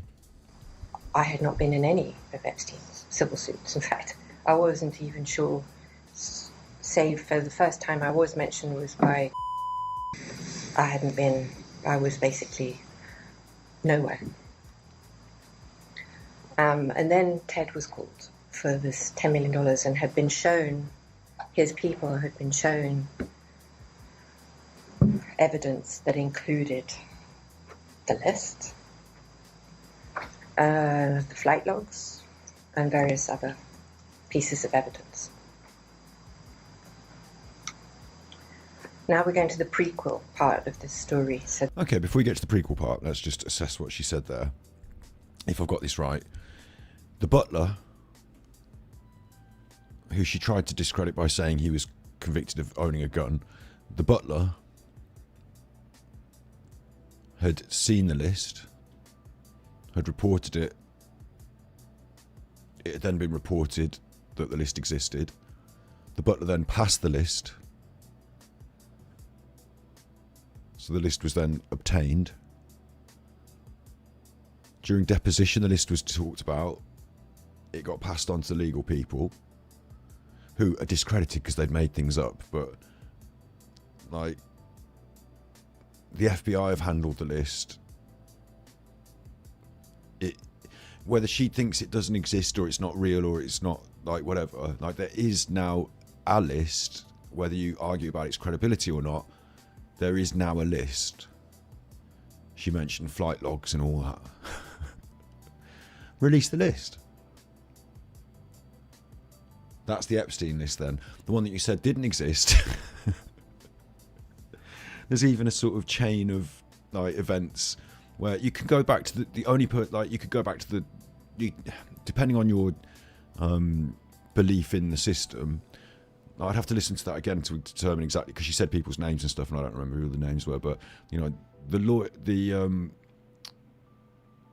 butler could have made up the list, couldn't they, and just writ it down themselves? Or like, the person they passed it to could have made it up. The person that was holding it at the law firm could have made it up, like added to it, changed it, whatever. There could be alterations to that list. It's a bit like the Bible, isn't it? This, but ultimately, there was originally talk of a list. Then, because it was talk of it, they wanted a copy of it. Someone obtained a copy of it and gave it to, you know, it became a part of the evidence, whether you believe it to be credible or not. And that's what people are arguing about. Does it exist? Can we see it? And all this. Well, she's just said it does exist, or at least did exist. Whether you believe it or not to be credible. Then it can tie to how this starts. In 2007, Epstein signs the non-prosecution agreement. He then fights the prosecution agreement, or debates it through the DOJ or whatever happened there, and goes to the court in 2008 when it's accepted, or whatever that is. Villafana was the lead prosecutor, in that case, and she, I think, was not happy with the outcome, and utilized at that time Brad Edwards to file the CVRA case. Now, what I have managed to understand from this is, within the OPR itself, there is evidence. There it says that Brad Edwards was the only lawyer that she was allowed to talk to. So I just want to preface that. The reason why I know that she went behind Acosta's back and everything else to do this is because Brad Edwards, in a podcast, made the revelation. What he says is that he'd never heard of the CVRA case before, and Villafana called him and told him to file it. The sole purpose of the CVRA was to overturn the non-prosecution agreement. What the fuck is she going on about now? And how has she gone from, oh, I just picked the curtains, to I know about the prosecution agreement with the CRBI? Like, this is just like legal talk that she has no, this isn't coming off her head. This is written down on a piece of paper, isn't it? The lawyers are making her say it. Where's she got this from, and what the hell is going on? I'm starting to lose the track of it regarding the list. Didn't you say a butler had the list and they passed it on to this dude? And then like it had flight logs. So how is this, like, let's say that the bad lawyers have made it up, and you know, you can't, the butler wrote it, the butler made it up. How did the butler know all the flight logs? Like, you keep saying things can be confirmed because you can date things by photos and this and these dates. So show us the list, and if the flight logs add up to when these famous people were away on a plane, then it adds up. And if it doesn't, it's obviously a fake list because the butler didn't know when anyone was on a plane ever. Like, he couldn't have done. Like, there's no way the butler could have been making notes over the years of like, oh, Jeffrey's on a plane with so-and-so, make sure you put that on the list later on when it's important. Like, it's just stupid. Either there is a list or there isn't. There is. And either it ties up with all the things that you can find out later. By you need the list first, don't you? So you can look at it and say, right, apparently Bill Gates was on this plane on this day, and then you can look and see that Bill Gates was at this conference, so he couldn't have been on the plane, or Bill Gates was on this plane, so he's definitely on the plane. You can just fucking give us the list, you fucking knobs. So what I believe is that Villafana worked with Brad Edwards, who she had also he was the lawyer that she had selected as a pro bono lawyer for some of the victims. And he was also working for Rothstein's firm that was under RICO investigation for that entire time, creating fake evidence in Epstein's case. And she had just filed hidden, secret, using Edwards to overturn the NPA by filing this CBRA case that sole purpose was to overturn it. And so when he approached her with the list, this was part of the effort to utilize and find new evidence to support the overturning either of the NPA and or of a new case against Epstein. Because Brad Edwards, or I don't know if it was Brad Edwards, because Rothstein's firm asked my then boyfriend for $10 million to kick me out of suits that I had no knowledge of at that time whatsoever, I now know that the base of this story was a blackmail of a billionaire, because Ted Waite was a multi-billionaire. He had everything. He was way, way more wealthy than Epstein, if anyone cares. What's important here is whether there was a list, and she's doing what she did before with the other questions, where she gives a bit of a complicated story. Like this one's designed to shut your brain down if you're not you want to know about the list and you're a normal person. Well, now you can't follow it and it's boring. So the idea is that you just give this weird story and get onto another subject, and he's being blackmailed and why does this mean that there is no list? Just can you get to the point? And that is the reason why Ted and I broke up. Or was the basis of it. So, and that list was created, so then the masseuses that were on that list, I'd never heard of some of them. I not even from the civil suits that had come up since I've seen it. This is me now knowing what's in the list today. And I believe that,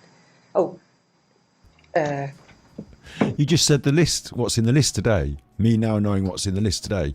So that list that you're talking about, that's the list. You can say that this Bob lawyer made it up. I don't care. I want to know what's on it. What did Bob lawyer make up? What did he think was on the list? And how can you possibly sit there and say there wasn't a list when you're now saying there is a list? Alfredo Rodriguez. So there's a metamorphosis of this list. So the original statement that Brad Edwards makes that's in the documents contemporaneously is that it's pieces of paper that Alfredo has. It then morphs into something. Okay, this is after all that waffle, we've got Alfredo's the what's his name? Bob. I've called him Bob now. It's not Bob, it's Brad Roberts. So you've got Alfredo working there, has seen the list. Brad said to him, Alfredo, I don't just need you to say you've seen the list, I need a copy of the list. Alfredo's now come to him with bits of paper. This is the origin of the list. But we can't trust Brad because the law firm he's working for later on get done. They get done for making up evidence and they're discredited. And you can't trust... it's weird, isn't it? I tell you what's weird about this is you can't trust Epstein's his, what do they call him? His butler, Alfredo. You can't trust the butler because the butler was later on caught with a gun. So it's like they did trust him at the time. The butler for sure, they trusted him, but later on when it was important that he was untrustworthy, they proved him untrustworthy. The police did. So that was lucky for Jeffrey. But there is a list. It's been passed to this guy on bits of paper now. We're getting to somewhere. That Alfredo took a book that Alfredo took from Epstein's computer, but there's no computer, I know, certainly not. You can't take a book from a computer. What does this even mean? Big ups to Kimber. When did I come back? I've been streaming on Twitch a little bit, intermittently. I'm back now, and I came back with a big documentary about a month ago. Don't know if you've seen it on this channel, on Super Chuffer channel. There's a documentary on the video section called The Legends of Guy's Cliff, and it's a proper documentary that I made. It's proper worth watching, so check that out. That took quite a lot of time to make, and I was pleased to take a little break, to be honest. So I am back now, though. I am back now. In 2005, when this was allegedly taken, that came out as a book, and then it morphed into, at the civil time of my civil cases, into a book that was taken from my computer. Again, now it's changed into a book that's taken from her computer. Yeah, but your computer, his computer, the computer on the desk, nobody gives a fuck what's on the list. And how can you take a book from a computer? What do you even mean? She's saying that the facts about this list have changed. It originally was bits of paper, and now it's a book off a computer, and now it's someone else's computer, so you can't trust the list. Can you? I don't care. Show me the list. What's it say on the list? I'll decide whether I can trust the list based on whether I can cross-reference the list. I do care about where it came from. I care about the quality of evidence, of course, but also she's telling us that it has changed. This is not the testimony of the people that handled the list. Like, it might be that Alfredo says the list never changed. It wasn't a book off the computer. What's she talking about? She's quite deep into this. This is her side. So you've got to take that with a pinch of salt, haven't you? But I can't believe it's not butter. I can't believe it's not a list. It is a list. There's a list there. We keep saying the word list now. It's going to start to make me feel like I'm slightly askew on a ship. But can we just, if we're all confirmed, as we are now, that there was definitely a list, and we're all confirmed, if you want, that you think that they made it up to be for bad, they made up a bad list and it's a fake list, why don't you just put the fake list out there and just be like, look at this fake list they've done. You can confirm for yourself, because look, Bill Gates, he was in Africa at the time, and this one never flew on the plane. You know, like, the list has got all the flight logs. So it's got flight logs, it's got bad men, and it's got the ladies they were sexing. So you just publish the list, and it's easy, because if it's fake, it's all wrong. Can't corroborate any of it. And then it morphed into the Southern District of New York as a combination list of mine and Epstein's. That is a metamorphosis through documents that you can trace. So You could trace the documents all the way up until now, when they won't release them and they can't find them anymore and they don't exist anymore. So there, in your mind, well, from what you just described, there is a list. It's just manufactured. I mean, have you seen the list even fake? Like, do you know? I haven't seen it, but So what I was confused. I guess my thing is that what Brett Edwards says in all of these things is in the paperwork and whatnot. And then, so all this story is basically controlled by 5 people. There's 4 alleged victims that speak about the list and the blackmail and the men and the sex and whatnot. And the lawyers, and now the prosecutors, sorry, the Southern District of New York for sure. But no one else. None of these stories carry from any of the 44 alleged original victims. They never ever say that they were farmed out to anybody. But the list itself. The 44 victims, alleged victims, the 44 victims are not coming forward for whatever reason, yeah? But other people are, and like, you know, there's only a small number of people that even say this list is real. Unfortunately, those small number of people are massive law firms, the government prosecutors, victims in the cases. Like, it's only a few people though, isn't it? I mean, who else do you need? Like, who else can say the list exists? You say it does, but it doesn't. So you've never seen it. Like, who else could possibly weigh in on the list as to whether it exists or not? Everyone that could possibly think it exists says it exists, apart from the people who are going to be in bad trouble because of it, and they're not sure. But, you know, if you're outside of it, if you work at McDonald's, you might not know. So, you know, it's only 5 people. It's not like everyone at McDonald's is saying it, is it? It probably isn't true. I've asked around at the local One Stop. I've said, do you know if there's an Epstein list? They said, I don't know. I don't work for Jeffrey Epstein. I said, all right then. I've still only got 5 people on my say there is a list. Those 5 people are just... One of them was an entire law firm, wasn't it? And now the prosecutors. So 4 alleged victims that of these things is in the paperwork and whatnot.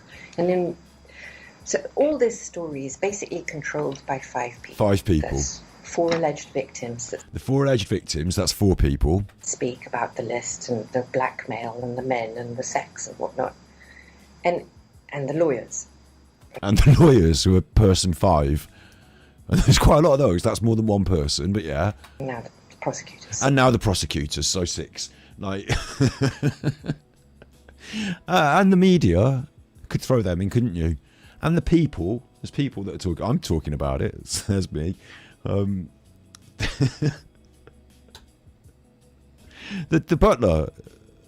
butler, he said he took the list and he wrote, it was paper and he gave it to the man. He was talking about it.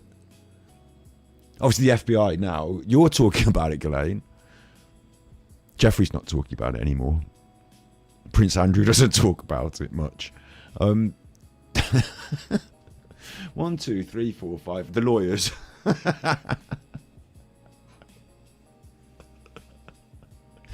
Just like random leaps of non-logic, isn't it?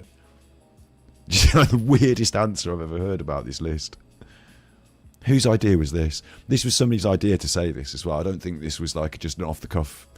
She's just going to just have a bit of a free roam on the list. You know, we'll do an interview. Ghislaine will say this, and this about this.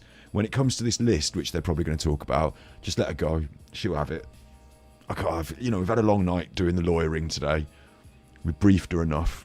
When it comes to the list, let's just let her free roam. Let her go freestyle on the list. Oh my God. Is it a long list? And whatnot. And the lawyers. And now the prosecutors, sorry. The Southern District of New York for sure. But no one else. None of these stories carry from any of the 44 alleged original victims. They never ever say that they were farmed out to anybody. But the list itself, Yes. where is it? There is no list, but Brad Edwards said So that he that's what I was a created little the list. confused about. Sorry, he created a list. So in that book that Alfredo Rodriguez produced that became evidence, Exhibit 52 in my trial, it has markings all over it, circles and dots and whatnot. And Brad Edwards says that he got Alfredo Rodriguez to mark up the book of all the people who were involved. It includes Alan Dershowitz, for the record, who's marked.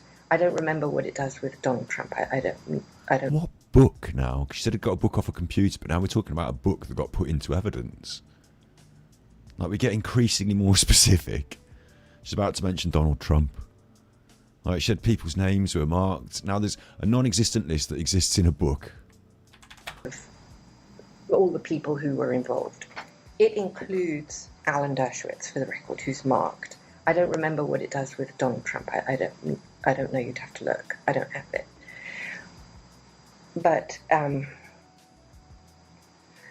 I believe. So what he did, he marked up. I don't know who. Somebody marked up that book of names, and I think all the names of the people that they went for were originally selected between 2 sources. One was this alleged book of names, and one was also from the telephone logs that were collected from the house in Palm Beach.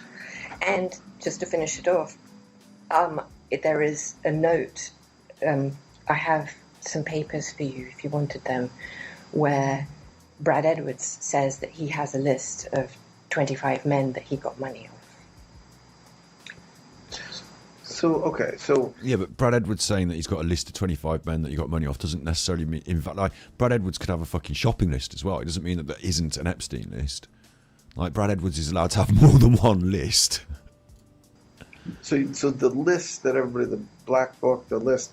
What you're saying is that your Exhibit 52 from your trial, which is like more of an address book or Rolodex type thing, that Mr. Rodriguez, Alfredo Rodriguez, your understanding is that somewhere along the way he went through and kind of marked that list to say. I don't know where that book actually comes from.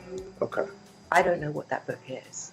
That book is some type of a compilation, but what it is it's just pieces of paper with type. So if you could have made a list. I could put. So rude, but you're referring to something that's been public for a long. If we're thinking about the same thing, you're talking about You're right. It's like a bunch of different types of paper. Listen, that list is just a load of names written down.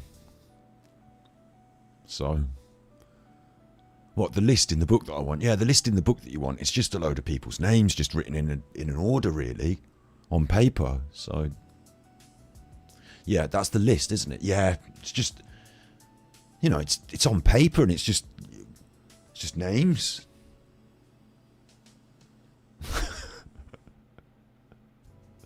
That's what it is, yeah. The way she describes it makes it seem more legit. Not less legit. She's saying anyone could have written any names on any paper. Yeah, Jeffrey Epstein could. And then the man could have took them and shown to the lawyer. That's the point. That's what a fucking list is, you knob. Going around in circles with, playing silly buggers now, aren't we? Or whatever. I only have a copy of it, but with big parts of it redacted publicly because Yes. people's addresses and yes, whatnot that's what on I'm it. talking about. Okay. So Yeah. oh, perfect. Yes. So you will find. We're looking at Exhibit 52 now. Okay, so you're looking at Exhibit 52. So the one they produced, the Southern District of New York actually produced a book for me to see it as evidence, the actual thing it was. And it has marks, it has tabs, it has things, it has names I've never seen. It had like that list of that list was basically the names that they choose to produce at trial. Now, So they've shown it you as the evidence. And you just described it. Rothstein Adler's firm, I also have some documents where Rothstein, Am I tripping, or is there some other list that we're not like? Why don't is this the same list as they're talking about? Doesn't exist and they can't release? It seems to be going around in a stupid circle here. Like, I can't believe that they just don't release I was going to call it the Maxwell list, the Epstein list. his original scheme at Rothstein Adler was to place prostitutes. He had a bar, a dancey bar, where he had girls, and I believe he would use them and put them as fake secretaries in people's offices, and then she might touch him or he might touch her or something, and boom, he got $25,000 for that. And those girls, now I'm not saying that those are the girls that came in Epstein's case necessarily, but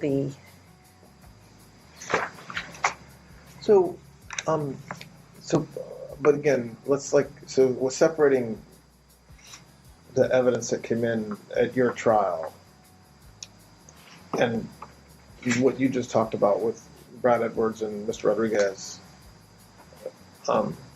During the time that you were with Mr. Epstein, and even in the 2000s when you were around less frequently, you never observed or you never saw any sort of list or black book or a list of individuals who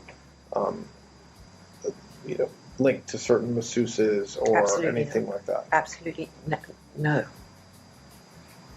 There is no list. There is no. I'm not aware of any blackmail. I never heard that. I never saw it, and I never imagined it. So while we're on, I'm glad we got that clear then. She never saw it, she never heard it, she never imagined it. So, obviously, we don't really care about what you imagined. Been through that earlier in her testimony where she said some of these things will be things that I saw, some of these things will be things that I've heard people say, and other things will be things that I imagined. And I thought they should have stopped there and said, can we leave out the imaginary bits? But she's confirming there it wasn't something that she imagined. In fact, it didn't exist. This topic. Glad we got that confirmed and clear.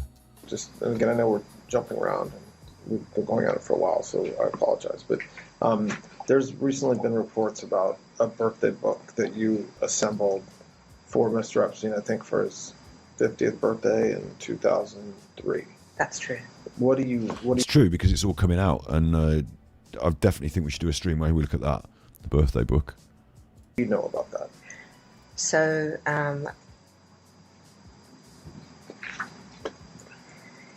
my mum did a birthday book for my father at his 60th. And when Epstein would talk about his 50th, he said, I don't know what I'm going to do. And I said, well, isn't it? I said, well, why don't we do a nice birthday book, just like my mum did for my dad, except it'd be quite different in other ways. Things. My mum did this book for my dad. He said, I love that idea. He said, well, then again, you don't know, do you? Because talking about her dad, aren't we? Like, imagine what his birthday book was like. Oh, dear. Can you help coordinate it? And he organised he called a lot of the people himself. I coordinated the putting together of the book. And in some instances, I called people to ask them to contribute. What was in the book? Like, what was the ask of the people you called? It's his 50th birthday. Say anything you want on a piece of paper.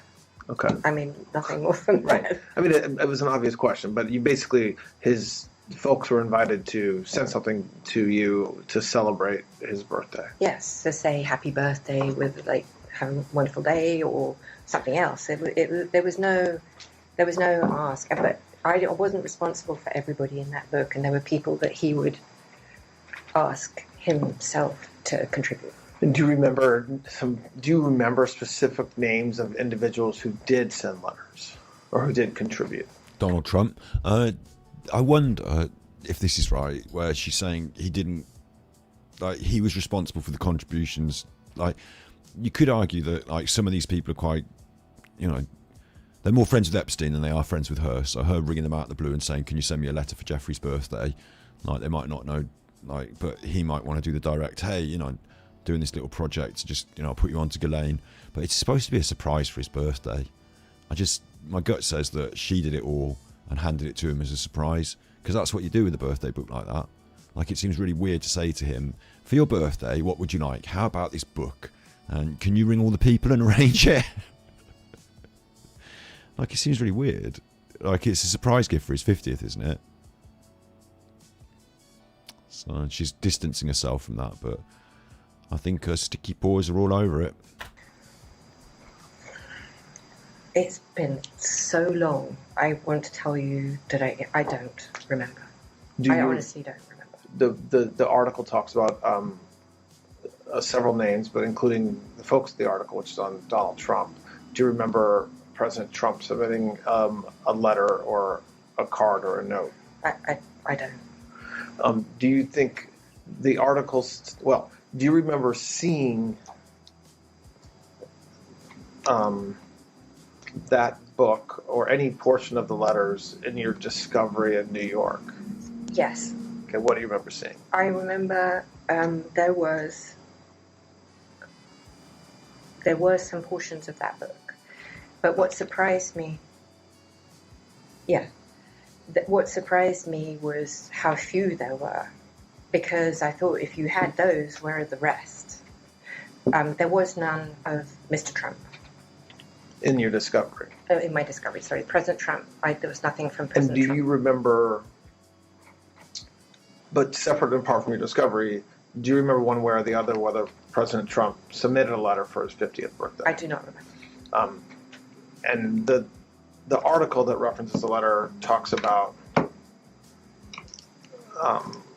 like either a picture of a naked woman or something like that. Do you have any recollection of that? I do not.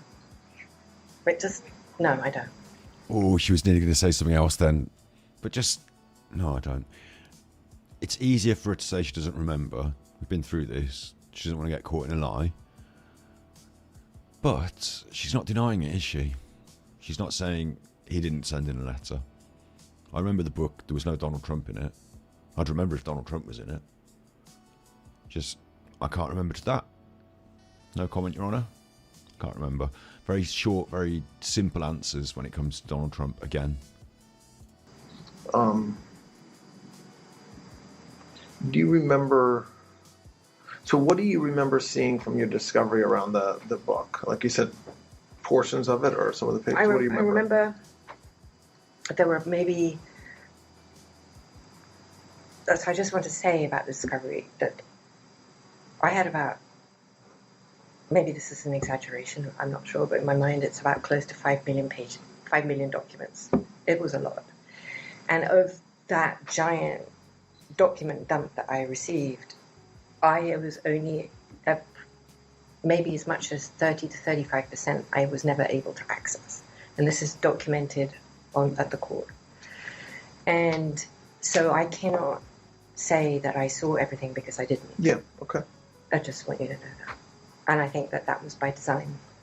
But you do remember...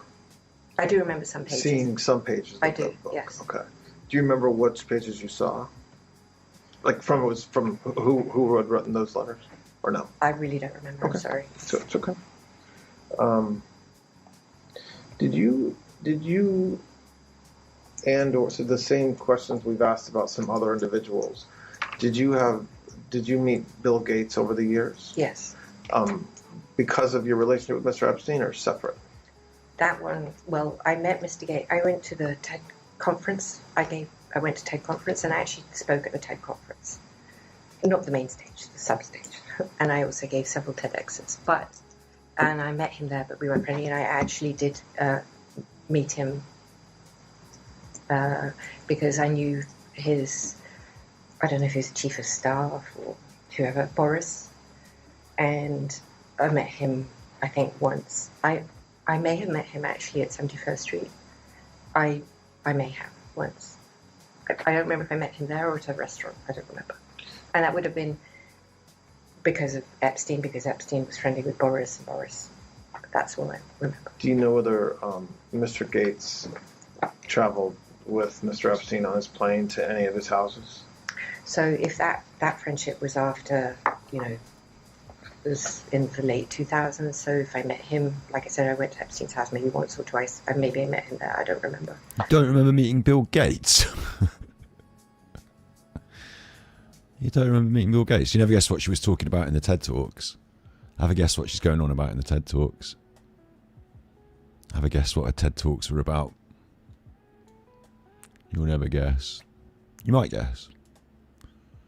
Have a guess what her TED Talks were about. You might guess. You might get it. You might guess.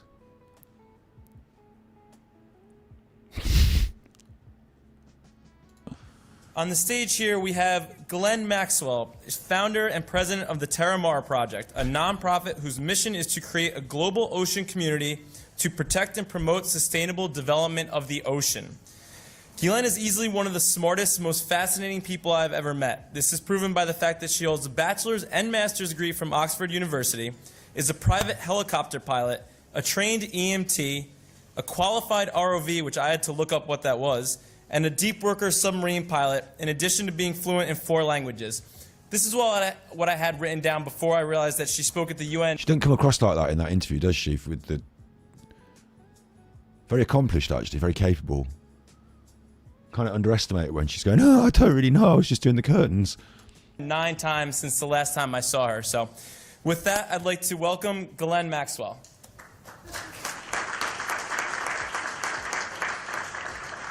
Thank you. Excellent.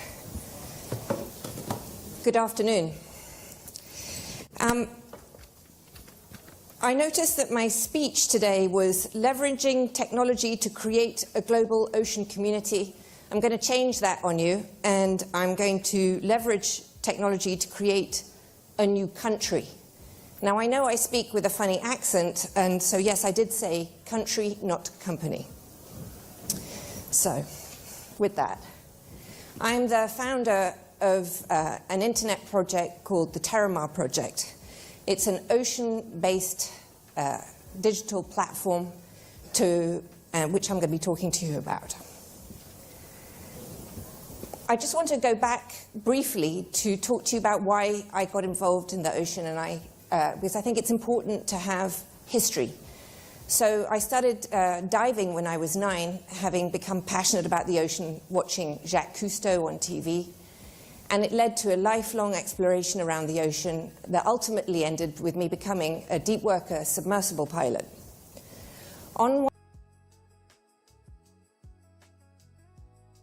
This is the same Ghislaine Maxwell.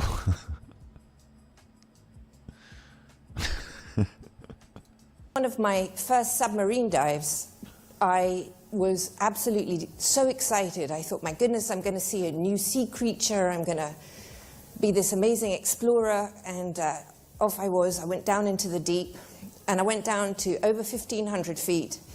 And at 1,500 feet, I switched on the lights, hoping to see a new mythical sea creature. But in fact, what I saw was a plastic hanger. I was so absolutely devastated, but it was at that moment that I realized that I was really going to dedicate the rest of my life to taking an involvement with and bringing an education around the ocean. That's noble, isn't it? Did that happen before or after your dad fell off the boat? And she's very breathy and like kind of nervous in this, and it's probably just, you know, it can make you look like you're on cocaine being nervous, can't it? So I just want to ask everybody here a quick question. If I told you that you own something versus rent it, would you care for it more, look after it more if you owned it than if you didn't own it? Please, if you think that you'd look after something more if you owned it, raise your hands. I suppose we're supposed to raise our hands here, but if I'm renting it and I don't own it, I really don't want to bang it about because I've got to give it back. I don't know. Well, I think that's about 100%. But do we own the ocean? Or do we share it with everyone in the world, and then when we're dead, it's not ours anymore? And like... So the good news is that I want to tell you that you actually own 45% of the planet. So let's quickly just look at this map. 71% of the planet is ocean. 64% of that ocean lies outside of any single country's jurisdiction. This feels a little bit like some sort of multi-level marketing scheme. You're going to sell me timeshares in the fucking deep Pacific. And under the law, that 64% of the ocean belongs to each and every one of you in this room. It's called your global commons. So the assets of that 64% are yours. The fish, the oil, the gas, the diamonds. Right, but I can't get to any of them because I'm a fucking normal person that live in a country, and the middle of the Pacific is non-mineable to me. You suggested we go out there on boats and do something about it. I'm a bit worried about this. Where are we going with this? Now, this part of the world is just becoming is just coming into focus. Think about the Malaysian plane that went missing. Think about endless hours on CNN and TV and every news network that focused on this area as they were looking for the plane. Think about Taiwan and China. Every day we heard, we found the plane, we found the plane, we found some piece of garbage floating, and it turned out, in fact, no, it wasn't the plane, it was just some ocean trash. Yeah. Today, if you open your newspapers, the front page of your newspapers are focused on clashes between China and the Philippines, and China and Taiwan. Thailand. I said Thailand as well because we're both either high on cocaine or a bit nervous. I said Thailand as well. It's Taiwan she means. Ocean-related issues. So the ocean is the next frontier. It's the next big debate. It's the next big grab of space. Ooh. It's like when Donald Trump wanted to buy Greenland. Of ocean space, if you will. America alone has about the size, 2.5 times the size of the Louisiana Purchase to be had through the continental shelf issues. Why don't they show us the bloody slides? This was 11 years ago, this was.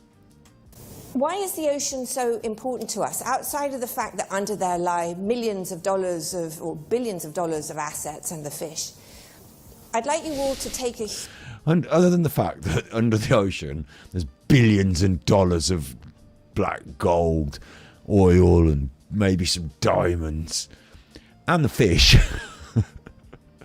What do you mean? And the fish. Yeah, it's a pretty valuable tuna. You mean you want to go out and fucking oil mine the deep sea in the Pacific somehow? It doesn't belong to anyone. It's out in the middle of the... What are we getting to? I don't... Why is the ocean so important to us? Outside of the fact that under there lie millions of dollars or billions of dollars of assets and the fish, I'd like you all to take a huge, deep breath. Inhale. We're going to go deep under the ocean now and find out. Exhale. One more time.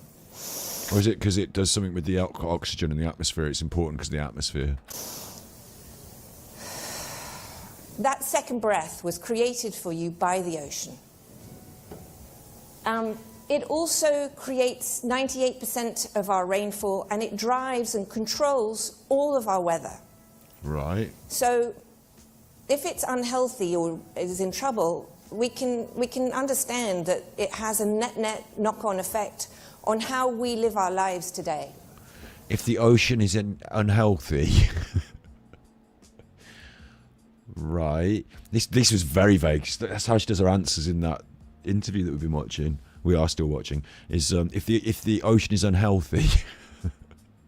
I agree. You know, I want the ocean to be healthy. What do you want me to do? We have also... It feeds also 16% of the global population on a daily basis. And She's fucking Greta Thunberg out here. I'm just going to pick 3 of the problems that face the ocean. One is overfishing, and you might think, why is that a problem?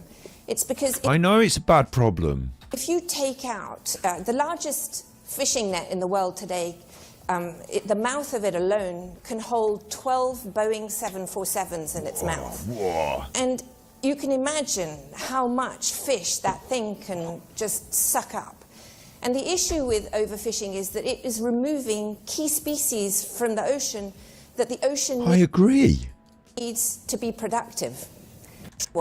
The bottom photograph that has a circle that says boat, I don't know if you can see it, but all those little black dots are actually fishing boats, and those fishing boats... All right. So I'm at... the reason I speak so often at the United Nations, and the reason... What?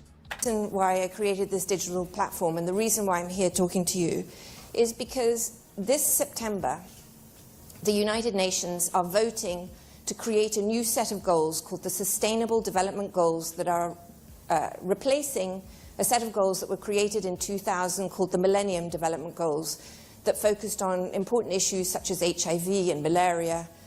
And the Sustainable Development Goals currently, which will be the roadmap for the next 15 years on our planet, do not mention the ocean.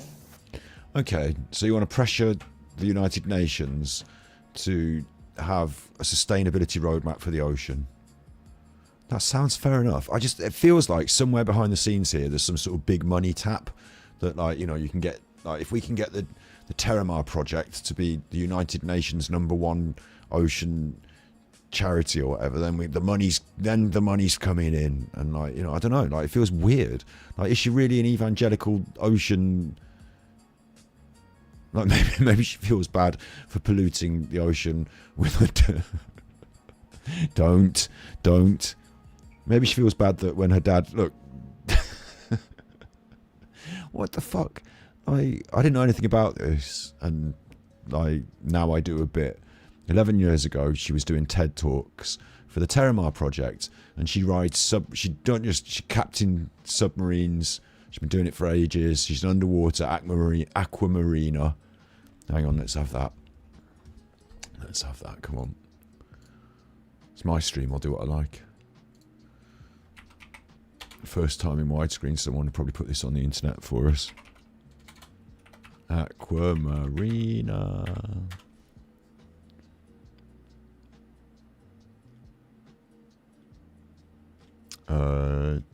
Surprisingly, it's hard to find it.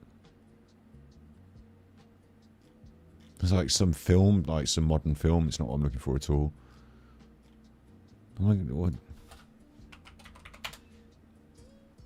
There it is. Oh, it's from Stingray. Okay. And back in the day, that's what you were getting on the old telly. Oh, look at that sexy puppet. Wait, I've got a button about that, haven't I? Come on, buttons. There is no child No, porn not that on the one. internet. I have to warn you that. There is no child porn on the internet. I checked. Where's Nancy? Where's Nancy? No, where are these buttons? Hang on. Torchy. Light on. Yeah, Torchy. That. I remember Torchy when I was a little tiny boy. I used to love Torchy. Torchy, the battery boy. All right, you've had that now. Back to the Maxwell. So But- you don't. So I wouldn't know if he had been on Epstein's And plane. you don't recall ever being on like a plane with him flying to the island or to anywhere. No. She's just denying that Bill Gates was ever part of it. That's all. Do you know somebody named Reid Hoffman? I do. Who's that? Read Silicon Valley guy. Is what? Silicon Valley. And how do you know him? Through my friends in San Francisco. I used to have a very close friend who was in San Francisco who's part of that whole... I have several actually, or had. So is that a relationship you have kind of separate and apart from Mr. Epstein? Oh, separate. Do you know whether Mr. Epstein had a relationship with Reid Hoffman? I don't know. Did you ever observe Mr. Hoffman flying anywhere with you or Mr. Epstein, No. or getting massages? No.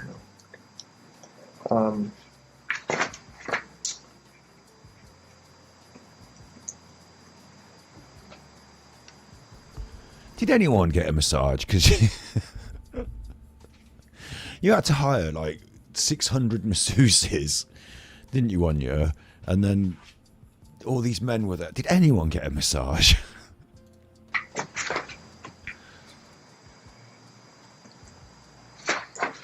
So there's a list of multiple masseuses that is floating around. I think you had in your discovery. I think you were just talking about that.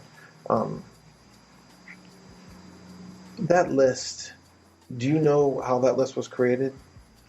So this is not the Epstein list now. This is just a list of the masseuses that she booked for Jeffrey over the... Like she said, he was having 2 massages a day. He used to like a new masseuse all the time. She was going out and getting massages aplenty just to keep up the stock of new masseuses. They had to start using boys as well. Like it was massage this, massage that as far as her life was concerned. So she's got a list of them because she had to pay them and book them and all that. Surely. No. All that stuff that came out of that book, I now find suspect. It's part of the story you just told us. Yes. Now, I'm not saying it's all fake. I don't know what's real and what's not. I don't know what name is true. Now that it's been, to my mind anyway, now that it has been, without a doubt, contaminated. Ghislaine, I particularly enjoyed that massage from that lady that just came on Tuesday. What was her name? Oh, I don't know, Jeffrey. I can't remember. Didn't you write it down? No. Oh, I want you to book her again. I don't have her number. Why not? I didn't write it down. So, Ghislaine, do you think you might start writing down the names of the massage people? And I'll tell you if I like them. And then if I want them to come back, you can get it out of this, I don't know, book. Try using the book, Ghislaine. You know, the book. Like, she's supposed to be running like, this is stupid. I used to run a hairdresser, like the book, it ended up being a computer in the end, but like the book was quite important. It's got everyone's names written down. It's got all their appointments written in. If you need to call one of the customers, it's got their details. The book. You need your book, don't you? You're running a business. And the idea that there just wouldn't be any of this at all, like, it doesn't make any sense for us to write down all the names of the massage people, does it? Why would we want that? Why would I need to know their names and their phone numbers? It seems silly. Contaminated and possibly fraudulent. I'm not. I don't know. I mean, obviously the numbers that I recognise are my own; those are real. But how it was actually ended up put together and compiled, and the purposes for it, for which then they blackmailed my boyfriend. Now I'm just. Over the years, when you were serving as like the general manager, so the mid-90s all the way into the 2000s, did you or do you know whether anyone maintained a list of all the masseuses, like a running list? So there's three ways. So I know that the house itself, John Alessi had a Rolodex that he kept the names and numbers of all the people that came to the house, so that Of course he fucking did. could call. So because I only was with Epstein, even at best, half the time. So when I was there, he had like his chief of staff who could find whatever he needed. And when I wasn't there, he had to rely on somebody else, right? So be that John Alessi or whoever else. So Ghislaine, when you went to a health spa in order to recruit a masseuse, and you thought you'd had a good massage, and you wanted them to come and do a massage for Jeffrey, and they agreed that they would do that, where did you write down their details? How did you keep track of who you were talking to and when they were coming? whoever was traveling with him, or wherever he was, he needed somebody else to access information. So he had an assistant, chief, who was his secretary, who would be the one that would update his computer. You know, like everybody has an address book. But was what you're describing, which it makes sense. Was that a list of masseuses or a list of people that might need to be contacted, which would necessarily include a lot of masseuses? That's the latter. And did you update that? Like, were you one of the people that would add names to it? Like, if a masseuse came and leaves and Mr. Epstein says yes, she was good, would you be part? Like, how was the list kind of maintained, or who maintained it? Typically, no, because there would be an assistant who would do that. Plus, Epstein would not allow me to answer the telephone ever. So, or maintain or keep any of his messages in the office or at the house. So typically that wouldn't be, because I wouldn't be... Presumably you could answer your own telephone though, couldn't you? I mean, I don't know when the 90s turned to the 2000s and the ubiquity of mobiles, but like, he wouldn't allow you to answer his telephone in his office for his business stuff, no. But he could tell you if he liked the masseuse. Like, it's so weird that she would be like, he's got a secretary for this, and he's got a person for this. Whereas earlier in the interview, she was so integral, she gets paid 250 grand a year to organise his affairs across all the estates. But when it comes to this now, she can't even find a book. Probably didn't. It's not even, maybe his secretary might have put it on the back of an envelope or something. I'd just have to go out and get a new masseuse anyway, so it doesn't matter. Either one. Could I say to you I never did it? No, of course not, because that just seems ludicrous. But as a rule of thumb, the answer would be no. During the 2007-8-9 the investigation out of the Southern District of Florida, so you said that you weren't contacted by law enforcement. I was not. After Mr. Epstein was charged, did you have conversations with him about the investigation? He never talked to me about it. Did you... I mean, I can't... Let's put it this way. If he did, I have no recollection of it. I mean, I'm sure he must have said, this is all whatever he said, or it's nothing, or whatever. I mean, I just don't have any... memory. I mean, I was with Ted. I was, like, gone. I mean, plus, I just didn't want to know either, I suppose. So you don't know firsthand why the U.S. attorney in Florida made the deal that he did? Meaning you weren't part of that discussion along the way. Like, Mr. Epstein didn't say, I'm getting a good deal, or, you know, something's happening with the case that's very good. You to the extent you know anything about it, it's just from what you've heard or read from others, not from Mr. Epstein. Is that right? He never talked about the non-prosecution directly with me, no. But he did. But it's still enforceable as to her. I mean, he never Battery said, hey, 80%. are you happy with this deal? Like that. But I understood. He never enjoined me to the MPA, but I understand that he included me specifically, and I'll tell you why. Well, it's okay. You don't need to get into that. No, yeah, I don't want to talk about the legal, Yeah. the what's on appeal. I'm just No, I would. Well, I wasn't. the reason for my question, just to be, I'm not trying to hide something. But there's a very strong belief that he got a very good deal, and that he should have been sentenced to more time or got a different sentence from the feds than a non-prosecution agreement. And I'm not asking you to opine on that, but I'm wondering whether he ever talked to you about that. But it sounds like he didn't. That he got a good deal? No. I think actually, well, his comments that I've read was that he didn't get a good deal. And I think that when he fought it so hard, it's because he didn't think he did. When he was serving his sentence, were you around during that time, like when he was allowed to leave during the day or travel during the day? I never called him. I never saw him. And I never went to the jail. So I'm going to ask you questions that you shouldn't read into them. I just want to know whether they resonate with you. Have you ever had any contact with any representative that you know of from Mossad, the Israeli intelligence agency? Can you ask me that again? Have you ever had any contact with an individual that you understand to be from Mossad, an Israeli intelligence agency? Well, not deliberately. Pardon me? Not deliberately. Okay. And did you know, we talked about this a little bit earlier, but just to put a finer point on it, did you ever know that were you ever told, do you ever think that Mr. Epstein was getting any money from any intelligence agency, including Mossad? Well, I don't believe so, but I wouldn't know. I mean, I would be very surprised if he did. I don't think so. No. We've talked about a lot of names, and I'm sure there's some that we haven't covered. Are there any foreign nationals? So right now we've talked about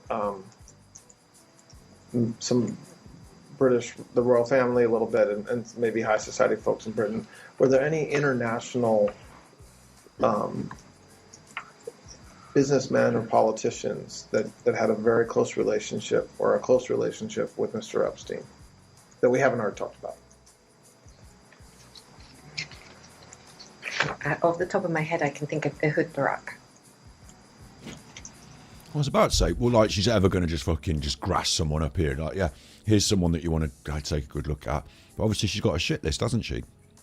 I can't believe that she's going to sit here and just like, no comment. Donald Trump never was. No, oh, this guy, this guy, you want to check? Unbelievable. She's got some gall, hasn't she? You said that Mr. Epstein, at some point in the mid to late 90s, he started taking testosterone. Did you ever know him to take any other drugs? No. I mean, he took pills for his heart, I think. But I don't know no substances. What do you know anything about his heart condition? I know we talked about this at 9:45 this morning, but do you know anything about his heart condition beyond that you understood he had a heart condition that affected his ability to have sex? Other than what he told me, no, he never shared anything. But he did take pills. I don't know anything about that. And like I said, he did the testosterone, which made him mean. And we're jumping around a little bit. Sorry. Do you know someone named Donald Barr? No. He is, I can represent to you, was the former headmaster of the Dalton School, which you mentioned earlier. All right. Do you remember any conversations with Mr. Epstein about a book that Mr. Barr wrote called Space Relations? I've never heard of that. About aliens and sex? No. Do you know have you ever met the former... Why on earth did the FBI just bring up a dude who wrote a book about aliens and sex? What the hell are they talking about? That was the FBI doing that, wasn't it? Attorney General that Mr. Barr wrote called Space School, which you mentioned earlier. Donald Barr? Jumping around a little bit. Sorry. Do you know someone named Donald Barr? Donald Barr. No. He is, I can represent to you, was the former headmaster of the Dalton School, which you mentioned earlier. Oh, right. Do you remember any conversations with Mr. Epstein about a book that Mr. Barr wrote called Space Relations? I've never heard of that. About aliens and sex? No. Do you know whether, well, have you ever met the former Attorney General of the United States? It is supposed to be a novel. It's not a. It's not one of these Graham Hancock things. Or maybe it is. Maybe it's supposed to be like or give people funny ideas. But like, what? Oh, then look, Jeffrey Epstein conspiracy theorist peddling novel by Barr's dad. What?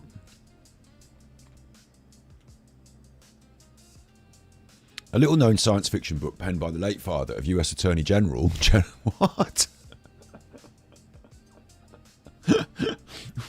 Why? Like, fucking hell. Like, America and these rabbit holes and these people that pop up and like, oh, they're in the news and we're talking about them, and then you like pull the string and it's like, what? What's at the end of that jumper? Where's that jersey's a bit funny. Like, a little-known science fiction book penned by the late father of U.S. Attorney General William Barr is being sold online at astronomical prices by sellers eager to attract Jeffrey Epstein conspiracy theorists. Space Relations, a slightly gothic interplanetary tale by Donald Barr, has been thrust into the spotlight in the wake of the convicted paedophile's apparent suicide, and eBay sellers, quick link to the two men, are now hawking it. eBay sellers, quick to link the two men, are now hawking it for as much as $5,000. Parallels have been drawn between the plot of the novel and the current allegations of sex trafficking brought against the now deceased Jeffrey Epstein. When Donald Barr wrote this novel, he was a headmaster of a school that Epstein taught at. The fantasy novel portrays an earthling named John Craig who is sold into slavery on a planet called Kossar. Craig falls in love with Lady Morgan Sidney, a Kossar leader, described as having high breasts and long thighs. Craig goes along with Lady Morgan's demands to sexually assault a teenage slave as part of a clinic used to breed people. It's got other bad things in it. Donald Barr and Epstein are loosely linked by their time working at the elite school in Manhattan. Donald served as headmaster there while Epstein began teaching math and science 3 months after Donald left. They didn't work together at the same time. It's unclear if Donald Barr was involved at all with Epstein's employment, which only lasted 2 years, or maybe they did at the same time. I don't know.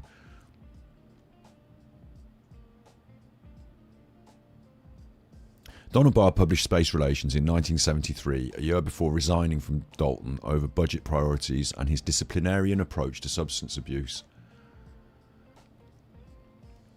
What do you mean, substance abuse? He wrote one other sci-fi novel and once described adolescence as a relatively modern invention. Weird. So the concept is that it's a fantasy book about space, but actually he's talking about stuff that went on in the real world, but they've put aliens on it, and that stuff that went on in the real world is bad sex criming with children, and obviously they both worked at the school together, so now they think that's some sort of secret confession. That's that. And that's why Ghislaine Maxwell was just asked about a man who wrote a book about space aliens having sex. Do you know whether, well, have you ever met the former Attorney General of the United States, Bill Barr? No. Do you remember whether Mr. Epstein knew him or whether his name ever came up in conversations you had with Mr. Epstein? I don't recall any.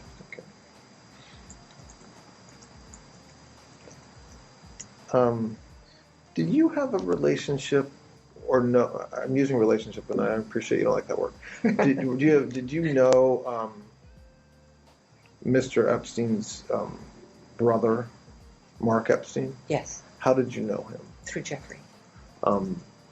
How would you describe your relationship? Close, friendly? My personal? Yes.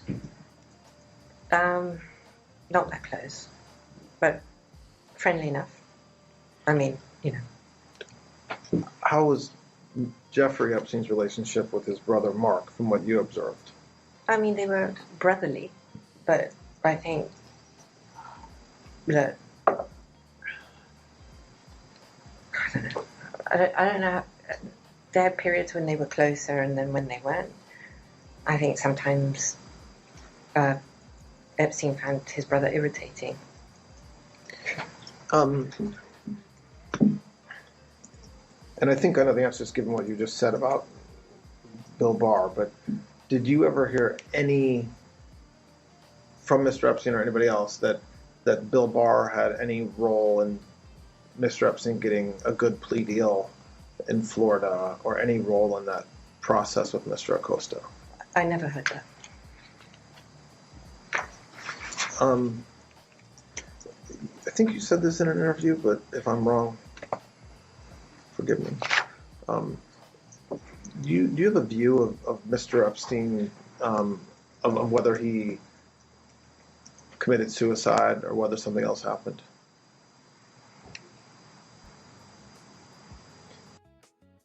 That's a big question, isn't it? That's a big question. Do you have a view on whether Jeffrey Epstein... Well, I'll tell you what, I've got a view on whether I'm going to have a bowl of soup, which I am, because someone's cooked it in the kitchen, so there's more than one bowl available. It's not just a tin, it's in a big pot, and you blended it up with the thing.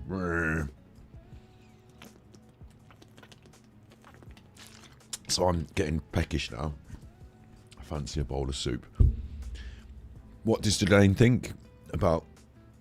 What does Ghislaine think? I can't believe I'm doing this to you. What a cliffhanger. What a cliffhanger. We'll find out in tomorrow's episode.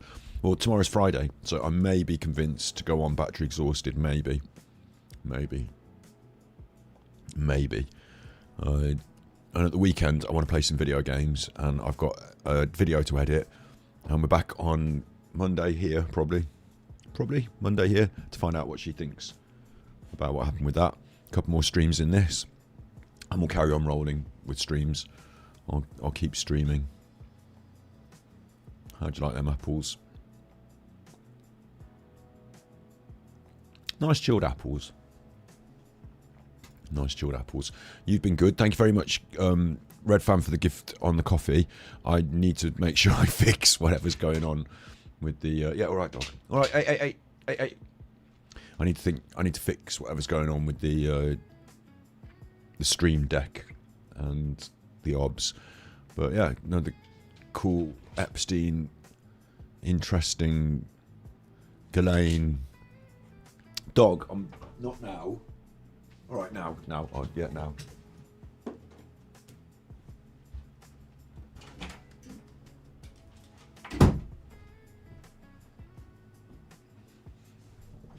Oosh, now. Yep. Sound good to you? There is the full 6 hour thing. This video that we're watching is my 6 hour... like the original audio that they released is all up and down, and it's all horrible, and it's got all bad noise in it. So I cleaned it up, evened it out. This is the best audio you're going to get. So once we've finished looking through it, if you want to look through it yourself, I'll put it up as members content. First time in widescreen. And I might be tempted to turn up on Twitch later. Maybe after a bowl of soup I might turn up on Twitch. Kind of want to play some video games. Always say that, never end up playing them. But yeah, tomorrow's Friday, so usually it's Friday battery exhausted, isn't it? So if I do want to do a stream on YouTube, I'll try and rustle something up for battery exhausted. And then, as I say, the weekend, some video games, some Twitch. Back to this on Monday, which is my day off, so maybe not back to this on Monday, maybe back to this on Tuesday, but, you know, don't quote me. Do what I like, frankly.